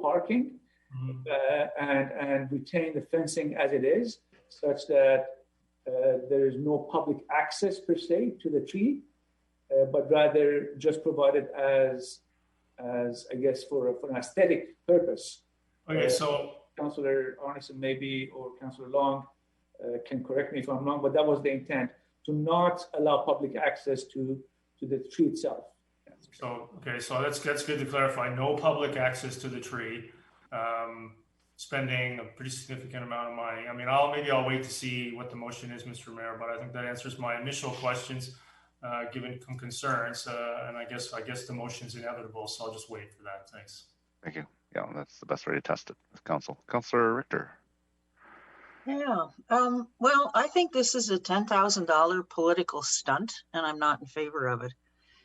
When I look at these costs, this is crazy. $300 for a tree, $900 to get the tree delivered with a crane truck, traffic control for the crane truck delivery of $500, installation of the tree $2,500, removal of the tree $1,700, disposal of the tree $500.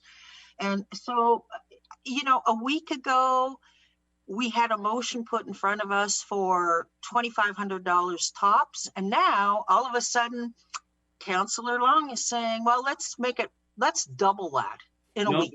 We'll take it up to $5,000. No, my point is this. If we are going to do something like this for one community in this municipality, we better be prepared to do it for all communities in the municipality. We better put a $10,000 tree in Murrayville, in Willowbrook, in Willoughby, in Walnut Grove, in Fort Langley, and so on. And Brookswood. I don't want to forget Brookswood either. And maybe we should put one down in Fernrich as well. This is nonsense. Okay. You know, one block north of this location is a wonderful little band shell that nobody uses. Why wouldn't Councillor Long take the $1,200 he's raised and put a tree in the band shell where there is power and then he can have his little gathering there. So I no, I am want not to take the going to support Councilor this. Richard, take the personalities out of it. This will be a council decision if it goes. You don't have to support it, but you know, let's keep it. This is just a discussion, get information from staff and what it costs. And if you're against it, that's perfectly okay. Council will test it with council vote, but if it passes, it's a council decision. If it doesn't pass, that's a council decision. And we get ideas all the time. It's an unfair council decision. Well, there's no such thing. Unfair to all the other communities. There's no such thing as unfair. It's a vote. Councillor Davis, and then Councillor Long, and then we should get this thing moving on so we can make a decision one way or the other. Get this tree up. I have 2 or 3 things to say. I think the yellow fencing, it'll be behind the yellow fencing.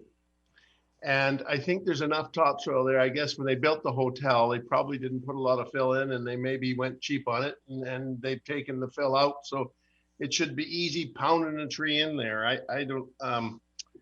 I'm looking at, we haven't used council contingency like on this term, like we have on other terms. And I'm not suggesting that, hey, we don't use it, so let's throw it away. I don't believe this is throwing away. I believe we've kind of knee-jerked Alder Grove. We've tore the hotel out. There's some people there that maybe a Christmas tree in that vacant yacht lot might be kind of nice. And I know that's, I'm sorry, Mayor Froze, I'm getting a little personal about a Christmas tree. It's outdoors.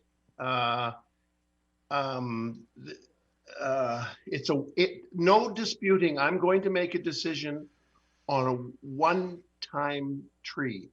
I am absolutely not going to say, and maybe I shouldn't argue too much, but I don't necessarily want to say Fort Langley, Milner. I mean, you know, this is for the hotel. This is a one-time deal, I believe. That electrical service is something, I mean, that's something that's going to come. If whatever we do there, we're going to have an electrical service. And I'm going to use the word temporary loosely here. It's a temporary electrical service. They're all over. Everybody has to have one. If they're going to build a house or an apartment, they put up a temporary service. The temporary service can be there for 5 years, but it's classified as a temporary service so that somebody else, and there's going to have to be water put there too. I mean, eventually. So, I mean, anything that we do, we have to have access to that sort of thing. It does look like from 2,500 to 5,000 now. I still am going to vote for this because I feel that it's a Christmas tree. Okay, I'm not Santa Claus, but I'm not. Yeah, Council Long has spoken already. I'm going to go to Council Ferguson and go back to Council Long if he wishes to make a motion. Then we can vote and decide. Councillor Ferguson really has to really apologize because I had to unfortunately leave the meeting last week early, so I missed all the debate on, and I apologize for that. I'm feeling an awful lot better. You know, I think the idea is a great idea, but so the concept of that little, whatever they call it, it's grandstand or something, that corner, I think it's on 272nd, like a 32nd, that has not been considered, or is it still being considered, if I may, through the chair? No, the request is this one corner, so it's not being considered. It's one corner. Okay, well, I really don't want to. I don't want to dwell on it. I think, you know, we have to do what we have to do, and that's fine. It used to be, if I may, it used to be the fire department used to help out with these kind of things. I know they're not having the event at Kraus this year, as far as I know. Oh. You know, they used to get involved. Anyway, I just throwing ideas out. Okay. Thank you. So I keep getting more speakers popping up. We don't have a motion. Just if you have a question of staff regarding the memo, I'll go to you. Otherwise, I'd like to get a motion on so we can make a decision here. I don't think it should be too hard. Councillor Kunst, and then I'll go back to Councillor Long. Councillor Kunst. I know that the Aldergrove Christmas parade is not going to be on. Is there any funding that they could use towards the Christmas tree? So it really isn't about what council does, and they can just, I mean, most of the communities in I know Brookswood puts up a tree at their own cost, and Fort Langley does. So I guess I'm just of the thought that since there is no parade, is there not a grant that they could possibly use to put the Christmas tree up so that the cost doesn't become a factor? Okay, Mr. Backen, do you the grant process? Was there a grant that went to the parade? Is there? If they're not having it, is there an opportunity? We'd have to ask them. I guess it's not going to go to them. They're already donating, Your Worship. Okay. Oh, okay. So I'll go to Councillor Long. Yeah, let me put a motion on the table, and then we can make a decision. The motion would be up to 5,000, but we've already got 1,250, and I think we can get another 1,250. So it will still be, if it's about money, we'll find the money. The community is behind this, and I think first of all, you don't have to, but I mean, the way I look at it, Aldergrove is the township of Langley. So whether you put a tree in Aldergrove or Brookswood or Murrayville, it's a tree in the township. Okay, if you want to make a motion. And if a community wants to put money towards it, why wouldn't we? So I'll make the motion of up to 5,000, keeping in mind that we've already got that down to whatever that number is, 4750. And that's not including the power portion of it. So up to 5,000 is required anyhow. Yeah. Okay. Okay. Is there a seconder? Councillor Arneson. Okay. Discussion. Councillor Woodward. Yeah, thanks. So I want to clarify then that the funding request is for $9,000, and could the motion identify the funding source, please? It is up to 5,000 from council contingency. So the funding source, Mr. Backman, would come out of, we can take it out of council contingency, or we can take it out of, I don't know which funding source you'd recommend, Mr. Backman. At this point, Your Worship, I would think council contingency, only because it's a bit of a moving target. Okay, so council contingency fund, can take it out of that. Okay, that's great. So I'd like maybe the motion can reflect that, or if direction is good enough. Yeah, if just for clarification, the amendment would be to take the funds from council contingency, and unless that's an amendment, unless there's any opposition, that would take that as unanimous consent. Then we'll move on to the main motion. But okay, Councilor Woodward, go ahead. Clarified. I wanted to just also follow up though. I'm still not clear the way. I mean, it was kind of interesting how that was worded. So $5,000 from council contingency for the tree, and then an additional $4,000 for power, which has to be done in any event, according to some councillors. So that'd be a total funding request of $9,000. Is that fair? That would be. Is that the motion? Yes. No. Mr. Backen, can you give some clarification? Do you want the 4,000 or the power to be put into that? But that's something that staff would be doing regardless. So maybe you can help clarify that. Oh, thanks, Your Worship. I'd have to defer to Mr. Seffi as to the power. As I understand it, the power will survive the duration of the period the trees are and could be used for other purposes. So, Mr. Seffi, did you identify any potential funding sources for the power connection? Thank you, Your Worship. The staff memorandum does make reference to the fact that there is some funding available in existing operating budgets that we have to address some of the cost implications, and I guess, again, arguably, because of the fact that the power will be able to be utilized at a future date post the holiday season. In other words, it is not merely required for the tree, but then it can be utilized for the future interim uses. Then it could be divided out of the 10,000 or the 9,000 and funded through the existing operating budgets. Okay, so that'll be, in theory, 5 from council contingency, 4 from other budgets, that 4 wouldn't go towards something else or come back in prior year surplus. So, okay, so it's $9,000 for a Christmas tree for downtown Aldergrove. I don't want to be the guy that's opposing Christmas trees for downtown Aldergrove. So I just don't like the way this has been done from the beginning. I mean, we get accused all the time by specific people about on the fly and making stuff up and process and everything else. And here we are, pretty much an example of how not to do something. But I sympathize with the request and the desire to put a Christmas tree. I'm a little disappointed that this is the process coming forward when I recall a few months ago, council wouldn't dare funding a rainbow crosswalk out of council contingency, but here we are funding Christmas trees now out of council contingency. So I find that to be a little disappointing and a little concerning. But in the end, I'll probably support this because I support downtown Aldergrove beautification efforts. But I'd also support money coming out of council contingency for a lot of other things too for downtown Aldergrove, like awning improvements, streetscape improvements, more garbage collection, all kinds of things that this $10,000 could have gone to that would have had a more permanent lasting effect, not a Christmas tree as a one pet project. Thank you. Thank you. Thank you. And so I know there's been some fundraising efforts, and I think it'll be great to continue that. And certainly I know the business community has stepped up. I remember the hanging baskets, the business community funded that pretty much that whole thing. And so hopefully that can carry on, and we'll come back next year and say it didn't cost us anything or very much at all. So I'm going to call the question. All those in favor and opposed? Anybody opposed? Councillor Kunst, are you in favor? Oh, Councillor Kunst opposed.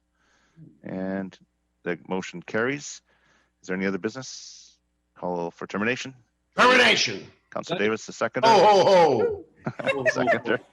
Have a second for termination. Yeah. Councillor Arneson. All Yeah, in favor. yeah, Councillor Woodward. Carried. Mr. Backen has something to say here. Mr. Backen. No, Your Worship, staff are in favor of termination. Thank you. Oh, they're in favor. Oh, so he voted in favor of termination. put up your mistletoes now. All right. Thank you very much, and enjoy the rest of your evening. Thank you.